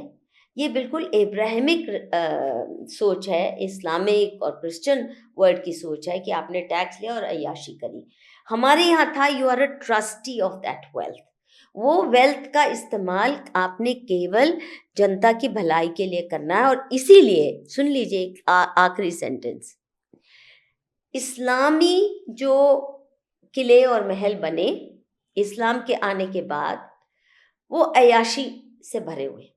जो हमारे ट्रेडिशनल राजाओं के महल रहे वो अय्याशी के अड्डे नहीं थे। आप देखेंगे वहाँ धार्मिक अनुष्ठानों के लिए जगह होगी और बहुत से अच्छे काम, जैसे कभी भी इस्लामियों ने ऐसे तालाब, जैसे कितने खूबसूरत रानी, गुजरात में रानी की वाव जो है, you know it's a Marvel of architecture and beauty. पानी संजो के रखने के लिए भी आप कलाकृतियों को इतना महत्व देते हैं, उसको सेक्रेड स्पॉट्स बनाते हैं। कभी किसी इस्लामी राजा ने ऐसा कुछ किया पानी के लिए? ना, उनके जहन में आता ही नहीं है जनता के लिए कोई काम करना। उन्होंने क्या बनाए? मकबरे बनाए और क्या बोलते हैं, मकबरे और इनके इस्लामी एजुकेशन सेंटर को क्या बोलते हैं, मदरसे, मकबरे, और अपने लिए महल। मधु जी, एक सवाल कर रहा हूं, उसके आसपास ही आप छोटा छोटा जवाब दे दीजिएगा। गांधी वो खेल गए दूसरे के हाथ में या अपनी कमजोरियों के हाथ? नेहरू वो खेल गए हाथ नहीं, अपनी या अंग्रेजों के हाथ? एम्बिशन के हाथ, ठीक है, अपनी विकृत शिक्षा, अंग्रेजी शिक्षा। सरदार वल्लभ भाई पटेल वो कमजोर हो गए। ये तीन रीढ़ की हड्डियां मानी जाती हैं आज की जनरेशन जो पढ़ रही है इतिहास। लाल बहादुर शास्त्री तभी जी, तो आज की जनरेशन की रीढ़ की हड्डी है ही नहीं। और लाल बहादुर शास्त्री जी रंगनाथन के चक्कर में धोखा खा गए थोड़ा सा। सवाल ये है कि फिर भारत आजाद कैसे हुआ और भारत बटा कैसे? आजाद ट्रांसफर ऑफ पावर हुई। देखिए, अंग्रेजों ने तय कर लिया था कि अब निकलना यहाँ से, it's too expensive to rule India, क्योंकि हजारों मील दूर से यहाँ पे हुकूमत करना, आर्मी को मेंटेन करना पड़ता है, आए दिन बगावत होती थी। और उन्होंने एक नया तरीका इजाद किया भारत को छोड़ने के साथ साथ। और देखिए, ब्रिटिश और अमेरिकन इम्पीरियलिज्म, ब्रिटिश ने पहले ये इजाद किया, अमेरिका ने उसको और परफेक्ट किया कि डायरेक्ट जाके रूल करने की कोशिश मत करो। अब जैसे ईरान पर ब्रिटिश डीप स्टेट ने जब से ऑयल की वहाँ खोज हुई या मिडिल ईस्ट में, वहाँ से कौन पूछता था मिडिल ईस्ट को उससे पहले ना, रेगिस्तान था, उनको कोई इंटरेस्ट नहीं था। जैसे ऑयल की खोज हुई तो आप देखिए कैसे भेड़ियों की तरह वहाँ पहुँच गए ब्रिटिश, और उसके बाद फिर अमेरिकन, और उन्होंने डायरेक्ट रूल अपना उसके बाद कहीं नहीं अपनाया। भारत में भी ट्रांसफर ऑफ पावर किया, इंडिपेंडेंस नहीं दी। हम मूर्ख हैं, हम मान लिए उसको।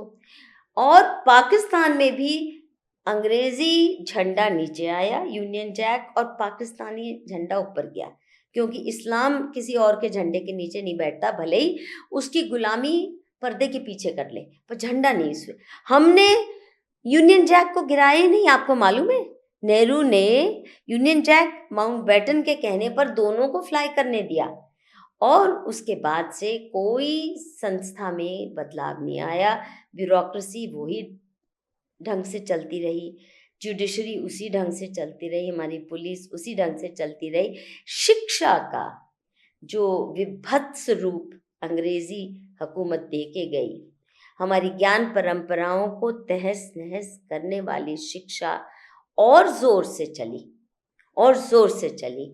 तो क्या आज़ादी भाड़ में जाए? ये आज़ादी, it's not worth it. I don't feel like a citizen of an independent nation, no.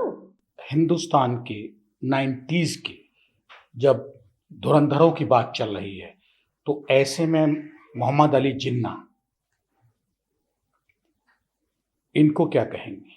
काश हिंदू भी एक जिन्ना जैसा कोई व्यक्ति पैदा कर सकता, जिसने भले ही कत्लेआम करवाया, पर जो कहा वो कर दिखाया। हमारे नेता तो कहते कुछ थे, करते कुछ और थे। नेहरू ने तो क्या क्या सपने दिखाए थे, गांधी जी ने तो हमें जो स्वतंत्रता का राम राज्य का सपना दिखाते थे वो तो, और देके क्या गए, इस्लाम राज्य। आज भी मिनी पाकिस्तान बढ़ते जा रहे हैं गांधी जी की ही मेहरबानी से, जो उन्होंने उस वक़्त, ये तो अंबेडकर ने भी कहा था, मैं अंबेडकर से अधिकतर बातों में सहमत नहीं हूँ, लेकिन अंबेडकर ने भी चिताया था, बहुतों ने चिताया था कि इस्लाम कभी भी कोएग्जिस्ट कर नहीं सकता किसी और धर्म के साथ, क्योंकि उसका एजेंडा है दुनिया में पूरा इस्लामीकरण करना, चाहे सरतन से जुदा के माध्यम से, चाहे फोर्स्ड कन्वर्जन्स के माध्यम से, या जो भी। जब उनका एजेंडा है हम काफिरों को का खात्मा करना, इस्लाम का खुला एजेंडा है, क्रिश्चियनिटी का खुला एजेंडा है कि सारे ग्लोबल डोमिनेशन होनी चाहिए, तो इनके साए के तले हम जी नहीं सकते। इनको बाहर निकालने की बजाय सर पे चढ़ा लिया। कॉन्स्टिट्यूशन में स्पेशल राइट्स दिए धर्मांतरण के भी। Freedom of religion today means only one thing, freedom to convert Hindus, not reverse. There is no freedom of religion कि कोई मुसलमान इस्लाम छोड़ना चाहे तो उसको फ्रीडम है कि मैं मानूं या ना मानूं, उसका सरतन से जुदा रोकने से कोई नहीं सरकार मदद करती। इस्लाम बढ़ाने वाले बहुत हैं, ईसाई ईसाइयत बढ़ाने वाले हाँ, बहुत हैं, सनातन का और हिंदू कहाँ फिर जा रहा है? मूर्ख है ना हम हिंदू। मैं तो कह रही हूँ, नारों पे वोट देते हैं, पहचानते ही नहीं हैं। गांधी से लेकर अब मोदी तक हम नहीं पहचानते हैं, और इसीलिए मैं मानती हूँ कि हिंदू धर्म या हिंदू सिविलाइजेशन बच ही नहीं सकती वेस्टर्न स्टाइल डेमोक्रेसी के चलते। हमें इस तंत्र को कूड़े की टोकरी में फेंक के कुछ और ढूंढना पड़ेगा रास्ता। मोदी जी ने 370 हटा दी अरे कश्मीर से। Don't jump, don't bring in 370. I'm saying you ask me a question, I'm giving you a serious answer. We'll come to 370 some other time. But right now I'm saying party politics Hindu समाज को तोड़ती है। Party politics जहाँ भी गई है democracy के नाम पर, उसने हर समाज को तोड़ा है, वहाँ गृह युद्ध का माहौल बनाया है, और केवल इस्लामी जानते हैं डेमोक्रेसी को कैसे के हुकूमत करना, बिना ज़रूरी नहीं कि वो अपनी पार्टी भी बनाए। अभी इस्लामियों से सीखना चाहिए, हर पार्टी उनका हुक्म बचाती है। लेकिन भाजपा, आरएसएस, मोदी ने राम मंदिर बना दिया अरे हिंदुत्व प्लीज बचाने के नाम लिए। मत लो उस दुष्ट का, राम मंदिर के साथ नाम मत लो। उसने उसको, मैं खुले कह सकी हूँ, उसने उसको असुरी अड्डा बना दिया है। मैं उसको राम मंदिर मान के पूजन करने को तैयार ही नहीं हूँ। एक तो भ्रष्टाचार इतना, इतने करोड़ों रुपया करोड़ों रुपया इकट्ठा किया गया था, वो कहाँ गया? कोई हिसाब नहीं, कोई किताब नहीं। राम भक्तों पर गोली चलाने वाले को उसका इंचार्ज बना दिया सारा। वहां पे मुसलमान कारीगरों से सारी मूर्तियां बनवाई गई, वहां मिट्टी भी लाई, उनके हाथ से दिलवाई गई। कौन मंदिर में मुसलमान के हाथ, जो खासकर राम मंदिर जिसकी लड़ाई हिंदुओं ने अपने खून से खेली हो 500 साल तक, वहाँ पे भी। और वहाँ पे जो जो खबरें आई हैं, जो जिस तरह इन्होंने किया, फिर अधूरा मंदिर था, शिखर नहीं था। मंदिर को तो ईश्वर का स्वरूप माना जाता है, तो शिखर का मतलब आपका सर, तो पूजनीय कैसे हो गया जब सर बना ही नहीं, धड़ अलग है। वहां पे पूजा शुरू कर दी, लीक कर रही हैं रूफ। पहली बारिश आई तो फ्लड आ गया। इसको सिर्फ वोट की राजनीति करनी थी। ये राम मंदिर आंदोलन में नहीं जुड़ा था, केवल कुछ हिस्से के लिए अडवाणी की रथ यात्रा के तक गया था। और अडवाणी जी भी कह चुके थे कि वो तो एथिस्ट हैं, वो कभी मंदिर में गए ही नहीं। मोदी जी और और वो बीजेपी बीजेपी तो कहते हैं ना, देवी देवताओं को भूल जाओ। काश ये भूल जाएं और हमारे मंदिरों को आजाद कर दे, हमारे मंदिरों को लौटा नहीं रहे। इनकी बार बार आरएसएस की और बीजेपी की यही एडवाइस मिलती है हिंदुओं को, देवी देवता भूल जाओ, भगवा झंडा के नीचे खड़े हो जाओ, भारत माता की जय कर लो और भारत माता को पूज लो। ये मधु जी, धर्म क्या बचेगा? मधु जी, धर्म क्या बचेगा देवी देवताओं को हम भूल जाएं मैं तो? वहीं आ रहा हूँ, मैं आपकी बात को आगे नहीं, बढ़ा रहा आप हूँ। नहीं आ रहे हो, आप मैं कहाँ कहाँ भागते मैं हो। भी लेके आ रहा हूँ। हाँ, मधु जी, मैं ये कहना चाह रहा था, श्री राम मंदिर जब बना उसमें मुस्लिमों ने हाथ लगाया बनवाने में, जो भी किया, काम किया, कारीगरों ने जो कुछ भी किया। ये तो बीजेपी और आरएसएस ये कहते हैं कि सांप्रदायिक सद्भावना बढ़ाई हमने, सबको समभाव से सर्वधर्म लोगों को शामिल किया था। मंदिर सर्वधर्म संभाव, ये जो बकवासबाजी है ना, उसका गढ़ नहीं बन सकता, पॉलिटिकल पार्टी का गढ़ नहीं बन सकता। हमारे धर्म स्थान धर्म गुरुओं के अधीन होने चाहिए, किसी राजनेता के नहीं। और मैं मानती हूँ हिंदुओं को अपना अगर अस्तित्व बनाए रखना है तो पार्टी पॉलिटिक्स को दरकिनार कर दे। ये हमारे समाज को तोड़ती है, परिवार को तोड़ती है, देश को तोड़ रही है। और धर्म गुरु जो टक्कर लेने की हिम्मत रखते हैं इस राक्षसी तंत्र के साथ, राक्षसी पॉलिटिकल तंत्र के साथ, पॉलिटिकल पार्टी नेताओं के साथ, ऐसे धर्म गुरुओं के पीछे जड़ो। धर्म आधारित देश होगा तो हम बचेंगे। पार्टी पॉलिटिक्स आधारित रहेगा, वो भी वेस्टर्न स्टाइल डेमोक्रेसी के आधारित, तो हम तबाह होने के लिए तैयार हो जाएं। अपने बच्चों का खतना अभी से करवा दो, बचेंगे नहीं हिंदू इस देश में। इस वक्त जो हमारे साथ यानी कि स्टेट में और आपके हमजुमा संजीव चौहान के साथ जो लोग सब्सक्राइबर्स जुड़े हैं, व्यूवर्स जुड़े हैं, मैं उनको बताना चाहूँगा, इस वक्त पॉडकास्ट यानी अनफिल्टर्ड अड्डा में मैं बात कर रहा हूँ देश दुनिया की जानी मानी शख्सियत मधु पूर्णिमा किश्वर, मधु किश्वर, जो सिर्फ अपने लेखन और अपनी बेबाकी के लिए दुनिया में चर्चित हैं। विवाद होगा या नहीं होगा, संवाद होगा, ये बात की बातें हैं। मधु बोलते पे सिर्फ अपने मन की बात करती हैं और हम भी बात कर रहे हैं, लेकिन मन की बात मोदी जी वाली नहीं है, क्योंकि मधु खरा बोलती हैं। मधु जी, जो कहते हो बेबाक कहते हो। आपने भी थोड़ी देर पहले बातचीत में ये कहा था मुझसे कि कांग्रेस का ये राम मंदिर का मुद्दा था, कांग्रेस का उठाया हुआ पाला पोसा था। नहीं, मैंने कांग्रेस का नाम भी नहीं लिया और उसको कैश बीजेपी कर गई। मैंने कांग्रेस का नाम नहीं लिया। हालांकि नरसिम्हा राव ने बड़ी भूमिका निभाई थी। वहाँ पे राम की मूर्ति स्थापित करवाने की जो सारी अरेंजमेंट हुई, या राजीव गांधी ने ताला जो खुलवाया था, उसका भी बड़ा योगदान था। लेकिन राम मंदिर की जो लड़ाई है 500 साल पुरानी है, कोर्ट में भी चल रही थी कब से, और हिंदू संगठन, धार्मिक संगठन बहुत इसके साथ जुड़ाव में रहे।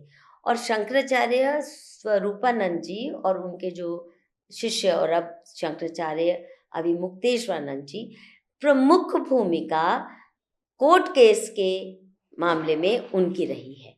और आप सुप्रीम कोर्ट की जजमेंट पढ़ लीजिए तो उन्हीं का नाम बार बार दोहराया जाता है, उनके साक्ष्य सिद्ध हुए सही, और इसलिए फैसला हिंदू पक्ष के लिए आया।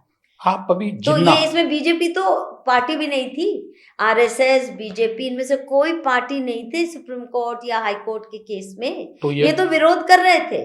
नहीं तो ये क्या घर बैठ के छत पे गाल बजा के मौज ले गए राम मंदिर के हाँ नाम पे? हाँ, नौटंकी सब संगठनों को, जिन जिन संगठनों ने राम मंदिर की लड़ाई लड़ी, इंक्लूडिंग शंकराचार्य जी, उनके कैसे दुश्मन बन बैठे हैं मोदी।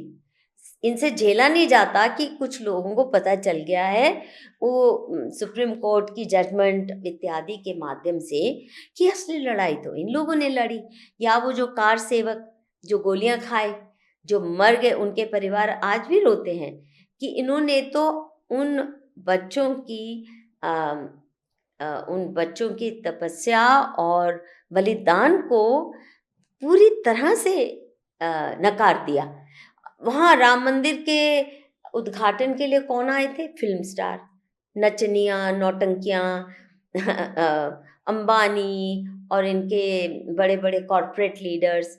आप बताइए वहाँ दिखे आपको राम सेवक, कर सेवक या उनके परिवार जिन्होंने अपने प्राणों की आहुति दी थी उस लड़ाई के लिए? मतलब भाजपा, आरएसएस और मोदी जी ने राम मंदिर को कैप्चर कर लिया, जब हाईजैक किया और गलत कामों के लिए। ये सरकारी पीएमओ चला रहा है जिस मंदिर को, वो मंदिर कैसे रहेगा? मेरे पास तो कोई प्रसाद लेके आया था, मैंने लौटा दिया, लेकिन अयोध्या का। लेकिन आप हिंदू हैं, आपको नहीं करना तो चाहिए था? क्यों? प्रधानमंत्री पीएमओ से चलने वाला मंदिर, उसका प्रसाद मैं कहूँ ना?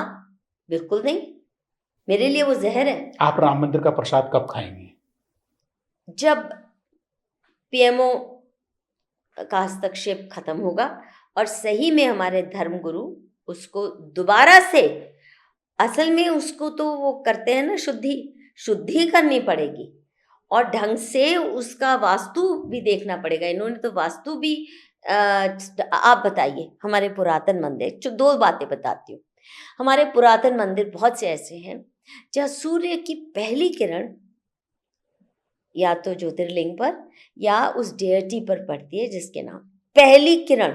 ये आर्किटेक्चर की गजब अचीवमेंट है। ये बहुत से ऐसे मंदिर हैं। इन्होंने राम मंदिर में क्या किया? पहली किरण तो कहाँ लाएंगे? वो आर्टिफिशियल लाइट से बीम कर रहे हैं, लानत है।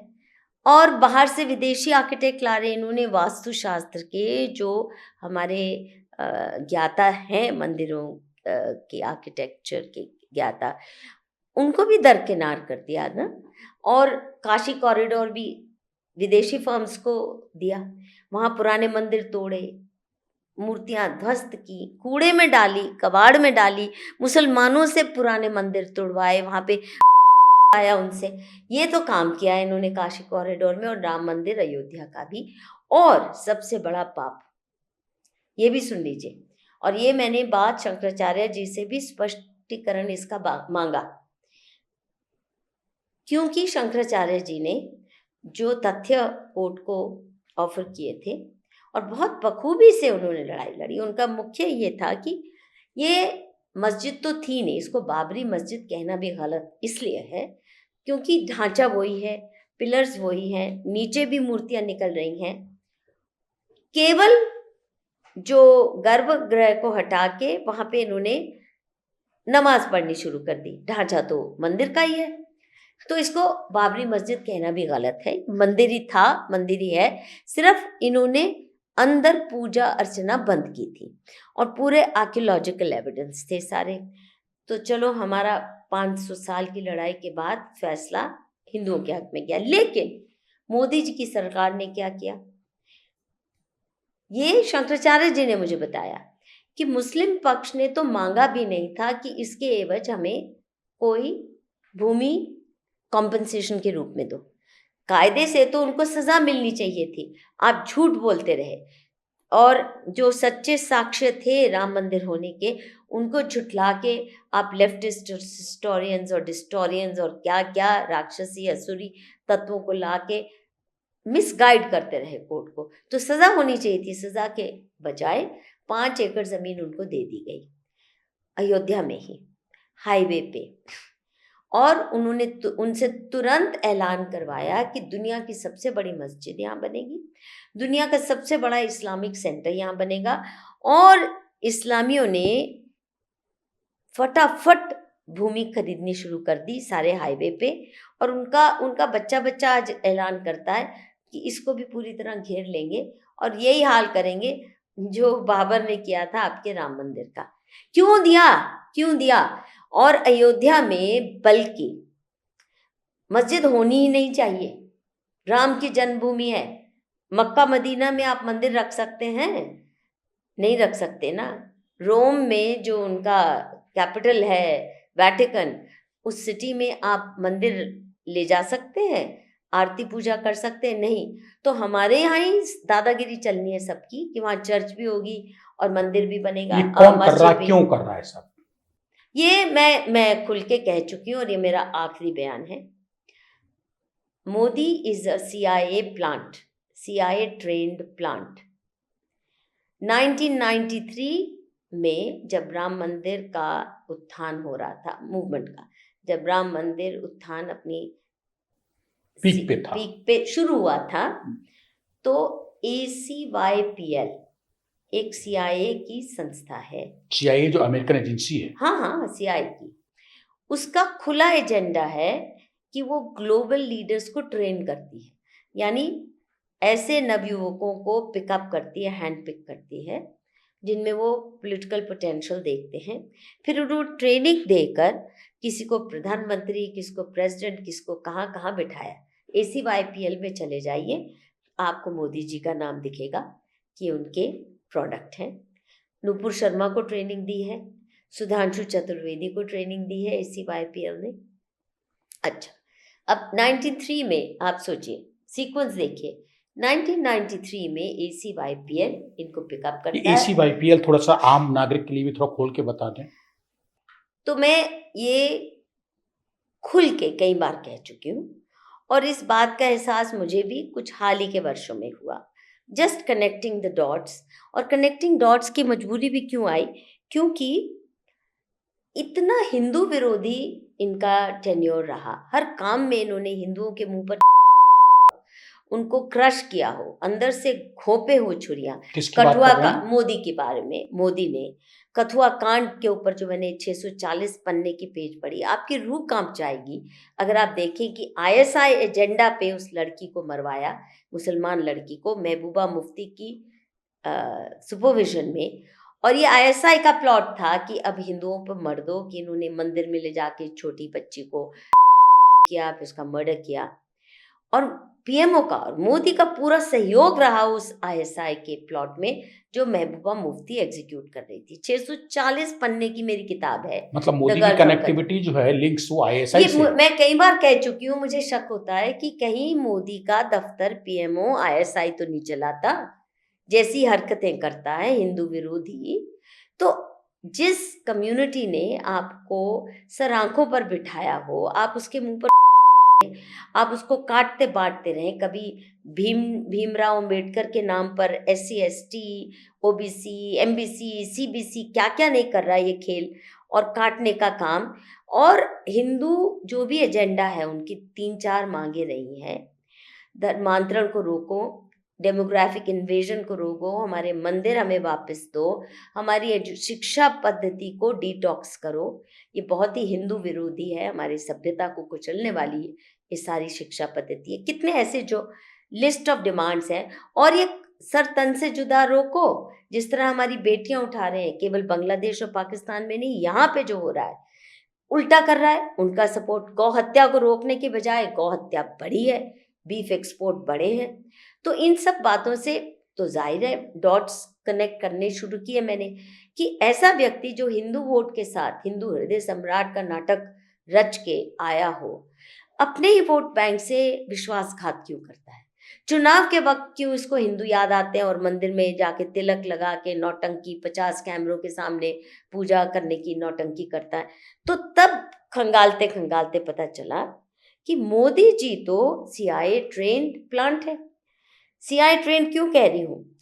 ACYPL यानी फुल फॉर्म है American council of young political leaders, founded in 1966। ये जो है इसका काम ही ये है सेकेंड वर्ल्ड, थर्ड वर्ल्ड, अलग अलग देशों से यंग पोटेंशियल पॉलिटिकल एक्टिविस्ट को पिकअप करके उनको ट्रेनिंग देना और फिर देखना कि उनको कैसे शिखर तक पहुंचाया जा सकता है। अब 1993 में इसको पहली बार अमेरिका लेके जाते हैं पिकअप करके। उसके बाद करीब इसने 30 ट्रिप अमेरिका के CM बनने से पहले ट्रेनिंग पर की। अमेरिका में कम से कम 30 बार मोदी जी ने जी गए, लेकिन मोदी उनके जी खर्चे पे। सुनो पूरी बात सुन लो। तो उनके खर्चे पे गए और 1993 में ACYPL ज्वाइन करते हैं। 1994 में सडनली BJP के जनरल सेक्रेटरी बन जाते हैं। क्या समझे? ये कैसे हुआ? उसके बाद एज BJP जनरल सेक्रेटरी ये घूमता रहा उनके खर्चे पर, कई बार गया। खुद बोला इसने कि उनकी सारी 30 की 30 कम से कम 30 स्टेट्स का इसने अच्छे से भ्रमण किया है। फिर आपने देखा होगा पेरिस में भी इसकी फोटो है, तो फटीचर था, चाय बेचने वाला। पेरिस अमेरिका इतनी बार कैसे पहुंचा? व्हाइट हाउस के सामने फोटोज है ना। लेकिन अमेरिका ने तो वीजा देने से मोदी को मना अरे कर दिया वो था। नाटक था, ये बाद में समझ आया। यही तो मैं कह रही हूँ, यही तो अमेरिकन डीप स्टेट की गेम रहती है। दोनों तरफ खेलो, जो पावर में है वो भी अपना पपेट, जो उसके खिलाफ खड़ा कर दो ताकि उसको पिन प्रिक करता रहे वो भी अपने पपेट। पूरी बात सुन लो। अब ये बन गया BJP जनरल सेक्रेटरी। फिर जो इसको गुजरात का जब चार्ज दिया गया तो गुजरात में इसने वो कहर ढाना शुरू किया पार्टी के साथ ही अपनी, कि गुजरात के दिग्गज भाजपा के नेता, फॉर्मर चीफ मिनिस्टर्स जो थे, मतलब अब फॉर्मर है तब थे, तो उन्होंने अडवाणी जी और वाजपेयी जी से अनुरोध किया कि इस व्यक्ति को गुजरात से निकालो, ये तो हमारी पार्टी को तबाह कर रहा है, हमें गृहयुद्ध फैला रहा है और पूरा कंट्रोल फ्रीक है। ये पार्टी को भी कंट्रोल करना चाहता है, जनरल सेक्रेटरी होके, और सरकार को भी। किसने कहा था ये? जो वहाँ के बड़े बड़े शंकर गुजरात के वगेला या जो भी बड़े बड़े दिग्गज भाजपा के लीडर्स थे, उनके आग्रह पर इसको गुजरात से निकाला गया और 6 साल तक इसे घुसने नहीं दिया गया। अब होता क्या, इसको गुजरात निकाला मिला हुआ है पार्टी की ओर से। मतलब गुजरात से तड़ीपार हुए थे मोदी? हाँ, भाजपा के लीडर्स के आग्रह पर एकाएक 2001 अक्टूबर में इसको CM के रूप में एयर ड्रॉप किया जाता है गुजरात का। हाँ, क्यों?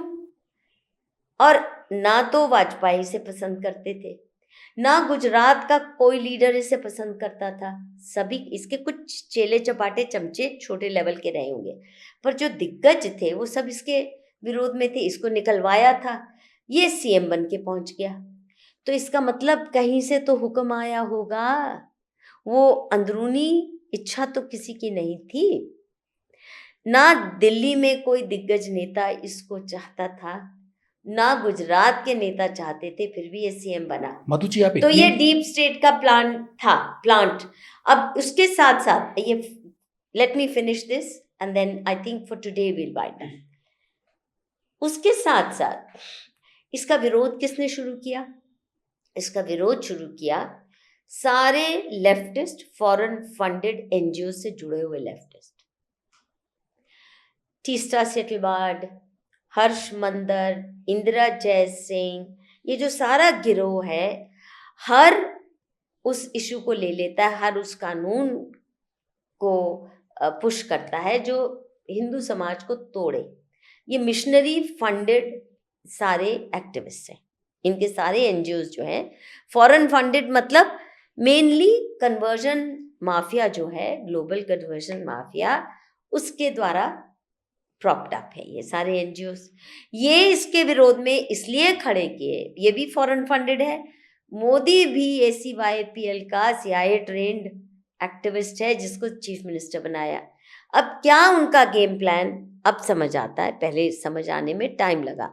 गेम प्लान ये था कि हम इसको हिंदू हृदय सम्राट के रूप में तभी पेश कर सकते हैं, अब लेफ्टिस्ट और इस्लामिस्ट इसे अटैक करें, क्रिश्चियंस ये सब, इनसे करवाया। और दूसरी तरफ इसको सुपारी दी गई कि तूने अंदर घुस के हिंदू हृदय सम्राट बन के तूने हिंदू समाज को अंदर से ब्लीड करना है। ये सब बातें आप किस तथ्य पे, क्या आपके पास अच्छा, ऐसा है? संजीवनी बूटी क्या है जिसपे आप? संजीवनी बूटी नहीं, ACYPL का तो आप देख लीजिए उनके वेबसाइट पे, इनका नाम है मोदी जी। हाँ, फोटो भी है, बड़े फख्र से उन्होंने इसकी लगाई है। तो CIA ट्रेंड है, कम से कम 20-30 बार तो गया अमेरिका चीफ मिनिस्टर बनने से पहले। क्या कर रहा था वहाँ? मुझे भी बाय द वे न्योता आया था मानुषी की शुरुआत में ही इनकी तरफ से 3 महीने का, जैसे इसको लेके गए थे, मैंने मना किया और मुझे बताया गया you are the only Indian to have refused it. चलो उसको भूल जाते हैं। आपको इसमें CIA ने बुलाया था? CIA नहीं, इनकी जो एजेंसीज होती है ना, अमेरिकन सेंटर से आया था मुझे न्योता कि आपको 3 महीने के लिए। मानुषी अभी निकली थी तो मैंने कहा मैं क्या करूंगी वहां जाके, मुझे तो यहाँ काम है, वहां जाके मैं क्या, वो कहानी फिर कभी। 78 की बात है, वो 79 की वो कहानी फिर कभी, उसमें बहुत और भी पड़ाव हैं फॉरेन फंडिंग के ऑफर्स। लेकिन तब आप समझती थी CIA क्या कर रही है? नहीं, इतना ज्यादा नहीं, पर मैंने मानुषी शुरू करने के वक्त ही पहले ऐलान कर दिया था खुलकर, हम फॉरेन फंडिंग नहीं लेंगे, हम सरकारी फंडिंग, भारत सरकार की भी फंडिंग नहीं लेंगे, इंडिपेंडेंट होके तभी जी सकते हैं, कॉर्पोरेट फंडिंग भी नहीं लेंगे। मधु जी आप अच्छा पूरी तो सुन लो, आप बीच में क्यों टोकते हो? नहीं, बीच में मत टोको, बीच में मत टोको। अच्छा बोलो। तो ये ACYPL का CIA ट्रेंड है, ये आप उनकी वेबसाइट से पता कर, ये तो सुन लिया, ठीक है, और वहाँ प्रूफ मिल जाएगा। इसके खुद के स्पीचेस में कहा इसने कितनी बार ये गया था अमेरिका, पूरा घूमा हुआ है, कैसे गया, एक गरीब फटीचर प्रचारक। दूसरा आते हैं फॉरेन फंडेड NGOs जो कन्वर्जन माफिया के प्रॉप्ट अप, ये भी आपने बता दिया। अब ये उसको अटैक करते हैं ताकि मूर्ख हिंदू तो है ही ना, हम तो सारे, मेरे समेत भोले भी नहीं, मूर्ख हैं। तो हमने सोचा कि ये दुष्ट फॉरेन फंडेड एक्टिविस्ट अगर इसको अटैक कर रहे हैं और कह रहे हैं इसको अमेरिका वीज़ा ना दिया जाए, ये ना दिया जाए, मेरी सारी किताब इसीलिए लिखी गई, मैं इसीलिए गई थी गुजरात देखने कि ये सच में क्या इस्लाम विरोधी है, क्या ये इस्लाम का दुश्मन है, क्या उनको कत्ल कर रहा है। पाया कुछ और, ये तो इस्लाम परस्त है, बहुत खिदमत कर रहा है। ये सारी मेरी किताब है। 90% of the interviews in my book Modi Muslims and media या मोदी नामा में मुसलमानों की हैं, गांव में। तो ये हम मूर्ख हिंदू समझ बैठे ये हमारा है, ये है, था ही नहीं। इसको भी सुपारी दी गई है और RSS भी, ये इनके फॉरेन लिंक्स हैं, ये भी उनके पपेट बन के हमें बताते हैं हमारा DNA एक ही है। और जो हिंदू धर्म को विकृत करने की इनकी सारी मुहिम चल रही है, शंकराचार्य को अटैक करेंगे, खुद शंकराचार्य भी अपॉइंट कर, नकली शंकराचार्य ये नियुक्त करने का प्रयास करते हैं भाजपा और RSS वाले। और मोदी नहीं चाहता कि कोई भी धर्म गुरु इंडिपेंडेंट होके खड़ा हो सके, तो इसने पाल रखे हैं सिर्फ चाटुकार जो भगवा वस्त्र पहन के। मधु जी आपकी नजर कब टेढ़ी हुई? आप सीधी नजर से चल रही थी। 2015 से मोदी के लिए आपने बहुत कुछ किया, बहुत नहीं, आपको गलत फहमी है। बहुत कुछ अच्छा भी कहा आपने बीजेपी मोदी के लिए। सुन लो, तब आपको शक हुआ? आप पढ़ते नहीं हो ना इसलिए। अच्छा आप बताओ। पत्रकार तो पढ़ते नहीं है। अच्छा आप चलो, शक कब हुआ आपको ये बताओ? 2013 में जब मैंने अध्ययन किया, मेरा अध्ययन केवल इस बात पे था कि ये इस्लाम विरोधी नहीं है, और उन दिनों मैं गांधी के चश्मे से देखती थी, तो मुझे लगा कि जैसे गांधी बाबा भी मुसलमानों को अपना बनाने के चक्कर में प्राण दे बैठे, तो ये भी उसी रास्ते पे चल के हमें एक रखना चाहता है, अलगाववाद ना हो, ये लगा उस वक्त। पर इस्लाम की खिदमत किसने कितनी आउट ऑफ द वे जाके मोदी ने गुजरात में की, ये सारा डॉक्यूमेंट मैंने किया मेरी किताब में। अच्छा सुनो ना, बीच में मत टोको, पूरी बात सुनो। लेकिन जब इसने इतने बड़े हमें प्रॉमिस किए थे, गौ हत्या बंद करवाएगा, बीफ एक्सपोर्ट बंद कराएगा, शिक्षा में भारत को विश्व गुरु बनाएगा, भ्रष्टाचार मुक्त भारत देगा, फलां ढिमका क्या क्या नहीं। जिस दिन इसने अपना कैबिनेट अनाउंस किया और अरुण जेटली को फाइनेंस मिनिस्टर, को एजुकेशन मिनिस्टर, फाइनेंस भी और डिफेंस भी, 2 पोर्टफोलियो दिए, मैं तो दंग रह गई कि तो बेईमानी हो गई हमसे, क्योंकि फाइनेंस और डिफेंस सबसे अधिक करप्शन फ्रेंडली मिनिस्ट्रीज हैं। बड़े बड़े डिफेंस डील्स होते हैं, अरबों में होते हैं, छोटे मोटे नहीं, चिल्लर नहीं वहाँ पे लेन देन चिल्लर का नहीं होता वहाँ पे। और फाइनेंस तो आप जानते ही हैं। तो अरुण जेटली कभी भी भ्रष्टाचार मुक्त भारत के सिंबल के रूप में खड़े हो ही नहीं सकते थे। He was a fixer, political fixer, very smart political fixer. तो जब उनको ये पोर्टफोलियो दिए तो मैंने खुलकर विरोध किया। 12वीं पास, वो भी नालायक सी 12वीं पास, इतने कम नंबर आए कि उनको किसी कॉलेज में एडमिशन नहीं मिल पाई, कॉरेस्पॉन्डेंस में एडमिशन ली और फर्स्ट ईयर भी कंप्लीट नहीं कर पाई या जो भी। तो मुझे लगा ये तो भद्दा मजाक हो गया और मैंने पूरे वो वीडियो पोस्ट किए हैं, आपको दर्जनों मिल जाएंगे। वो इतनी सनसनीखेज ये सबको बात लगी कि मधु तो मोदी के डिफेंस में खड़ी हुई थी। हाँ, पर मैं तो ये सोच के कि ये इस्लाम विरोधी नहीं, मुसलमानों का खिदमतगार है, ये सिद्ध करने के लिए इस पे झूठा आरोप क्यों लगा रहे हो। मुझे नहीं पता था ये फॉरेन फंडेड एनजीओज को भी सुपारी दी गई, मतलब वही पपेटियर है, मास्टर पपेटियर।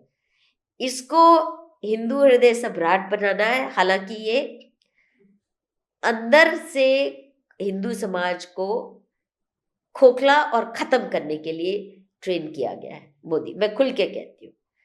उसकी हरकतें सारी ऐसी रही हैं। वो मैं बहुत से मेरे वीडियोस हैं, मोदी से मोह भंग क्यों, मोदी के अक्षम्य अपराध, मेरे सैकड़ों हजारों tweets महिलाओं हैं। के शोषण और पे प्लीज और ऊपर ले डोंट जाने पे। स्वेट। तो उतना ही मैंने किया। जिस दिन इसने कैबिनेट किया उस दिन से मैं इसको बहुत ही क्रिटिकल नज़र से देखने लग गई और सैकड़ों हजारों मेरे ट्वीट्स आपको मिल जाएंगे, वीडियोस मिल जाएंगी, आर्टिकल्स मिल जाएंगे, जो बार बार इसने जब देश और धर्म विरोधी काम किए तो मैंने इसको अच्छे खुल के कड़े शब्दों में उसका विरोध किया। आपने अभी कहा है कि इनके राज में महिलाओं का शोषण होता और फिर ऊपर पहुंचाई जाती हैं। एक आपने नाम उदाहरण दे दिया। मैंने नहीं लिया, वो सबके मुंह पे था, मेरा नहीं था वो। मुझे बोला तो कोई नहीं। भाजपा नहीं बहुत बोलते हैं, भाजपा के संघ के सब लोग जानते हैं और उन्होंने ही मुझे बताया था। मुझे अपने आप नहीं पता चला, सबसे पहले तो शायद ने बताया था और मेल लीडर्स ने भी, मुझे नहीं खुद पता था। और भी इनकी 2-3 भाजपा की नेताएं हैं जो उन दिनों मेरे संपर्क में रहती थी, एमपीज थी, चुन के आई थी, उन्होंने बताया था, आप गिनती कर लेना। ने बहुत सारी बातें इनकी डिग्रीज के बारे में, मुझे क्या पता था ये 12वीं पास है, मैं थोड़ा खंगालती थी इनका इतिहास। वजह से पीछे हो गई, समझ गई वो क्या थी, वो बन नहीं पाई, मतलब उस ओहदे पर या उतनी करीबी होना चाहती थी, नहीं हो पाई, उनमें कम और भी। Why we going into stupid angle, you know, that's not the point। वो कितनी महिलाओं के साथ रिश्ता रखे हैं वो अनगिनत है, ये चिल्लर की बात मत करो। चलो, कुल मिला के मधु, पूर्णिमा किश्वर, जिनको सब सुनते रहते हैं लेकिन आज कुछ अलग हटके सुना है। हम कम बोले हैं, हमने कम पूछा है। मधु किश्वर ने खुद बताया है, वो बताया है जो आप दांतों तले उंगली दबा लेंगे। लेकिन चौंकिए मत, जब सच होता है तो चौंकाने वाला होता है। विचार करिए, मंथन करिए, सच है और मोदी है तो मुमकिन है कुछ भी। ये हम नहीं कह रहे हैं, मधु किश्वर कह रही हैं, जिन्होंने बहुत करीब से रिसर्च करके देखा है। मैं सबूतों के कह रही हैं, मधु किश्वर है तो बोल गई। ना मालूम भारत की कितनी मधु किश्वर होंगी जो जुबान पे ताला लगा के निकल चुकी होंगी, दूर हो चुकी होंगी। कुल मिला के इसी के साथ अब आपके हम जुबान संजीव चौहान आपसे लेना चाहते हैं इजाजत। क्या आपको कैसा पसंद आया मधु किश्वर और संजीव चौहान की बातचीत बेबाक, बिना किसी लाग लपेट के, बिना किसी राजनीति के? कमेंट बॉक्स में मन की बात बेफिक्री से लिखिए, हम आपके एक एक कमेंट का कोशिश करेंगे जवाब देने की। नमस्कार। नमस्कार। नमस्कार चौहान साहब, बहुत धन्यवाद। आपने बहुत पेशेंस से मेरी बात सुनी और मैं जब बोलने लगती हूँ तो फिर आर पार नहीं देखती। आपने सुना, बहुत धन्यवाद। आशा करती हूँ आपके व्यूअर्स भी फीडबैक देंगे और मैं जानना चाहूँगी कि दक्षिण भारत में जहाँ आप ये चैनल चलाते हैं वहाँ ये बात कहाँ तक पहुँच पा रही है और मैं कहाँ तक उनके दिल और दिमाग तक अपना दुख व्यक्त कर पा रही हूँ कि भारत के साथ, हमारे देश के साथ और धर्म के साथ बहुत बड़ा धोखा और विश्वासघात हुआ है। मधु जी, आपने वो बोला है जो लोग देखते हैं, भोगते हैं, बोलने से कतराते हैं। बस मैं आपके बारे में इतना ही कहना चाहूंगा ऑन रिकॉर्ड। और मैं आपको सुनने आया था, मैंने पहले प्रॉमिस किया था, और मैंने गांधी से लेके मोदी तक को सुना, जितना भी लाई आप बीच में, लेकिन मुझे अच्छा ये लगा कि आपने वही कहा जिस पे आप मुतमईन, मजबूत थी। मेरे हर सवाल का जवाब आपके पास था और मेरे सवाल कम थे, आपके जवाब ज्यादा थे। आपके जवाब से मेरे सवाल तैयार हुए हैं, इसके लिए आपका शुक्रिया तहे दिल से।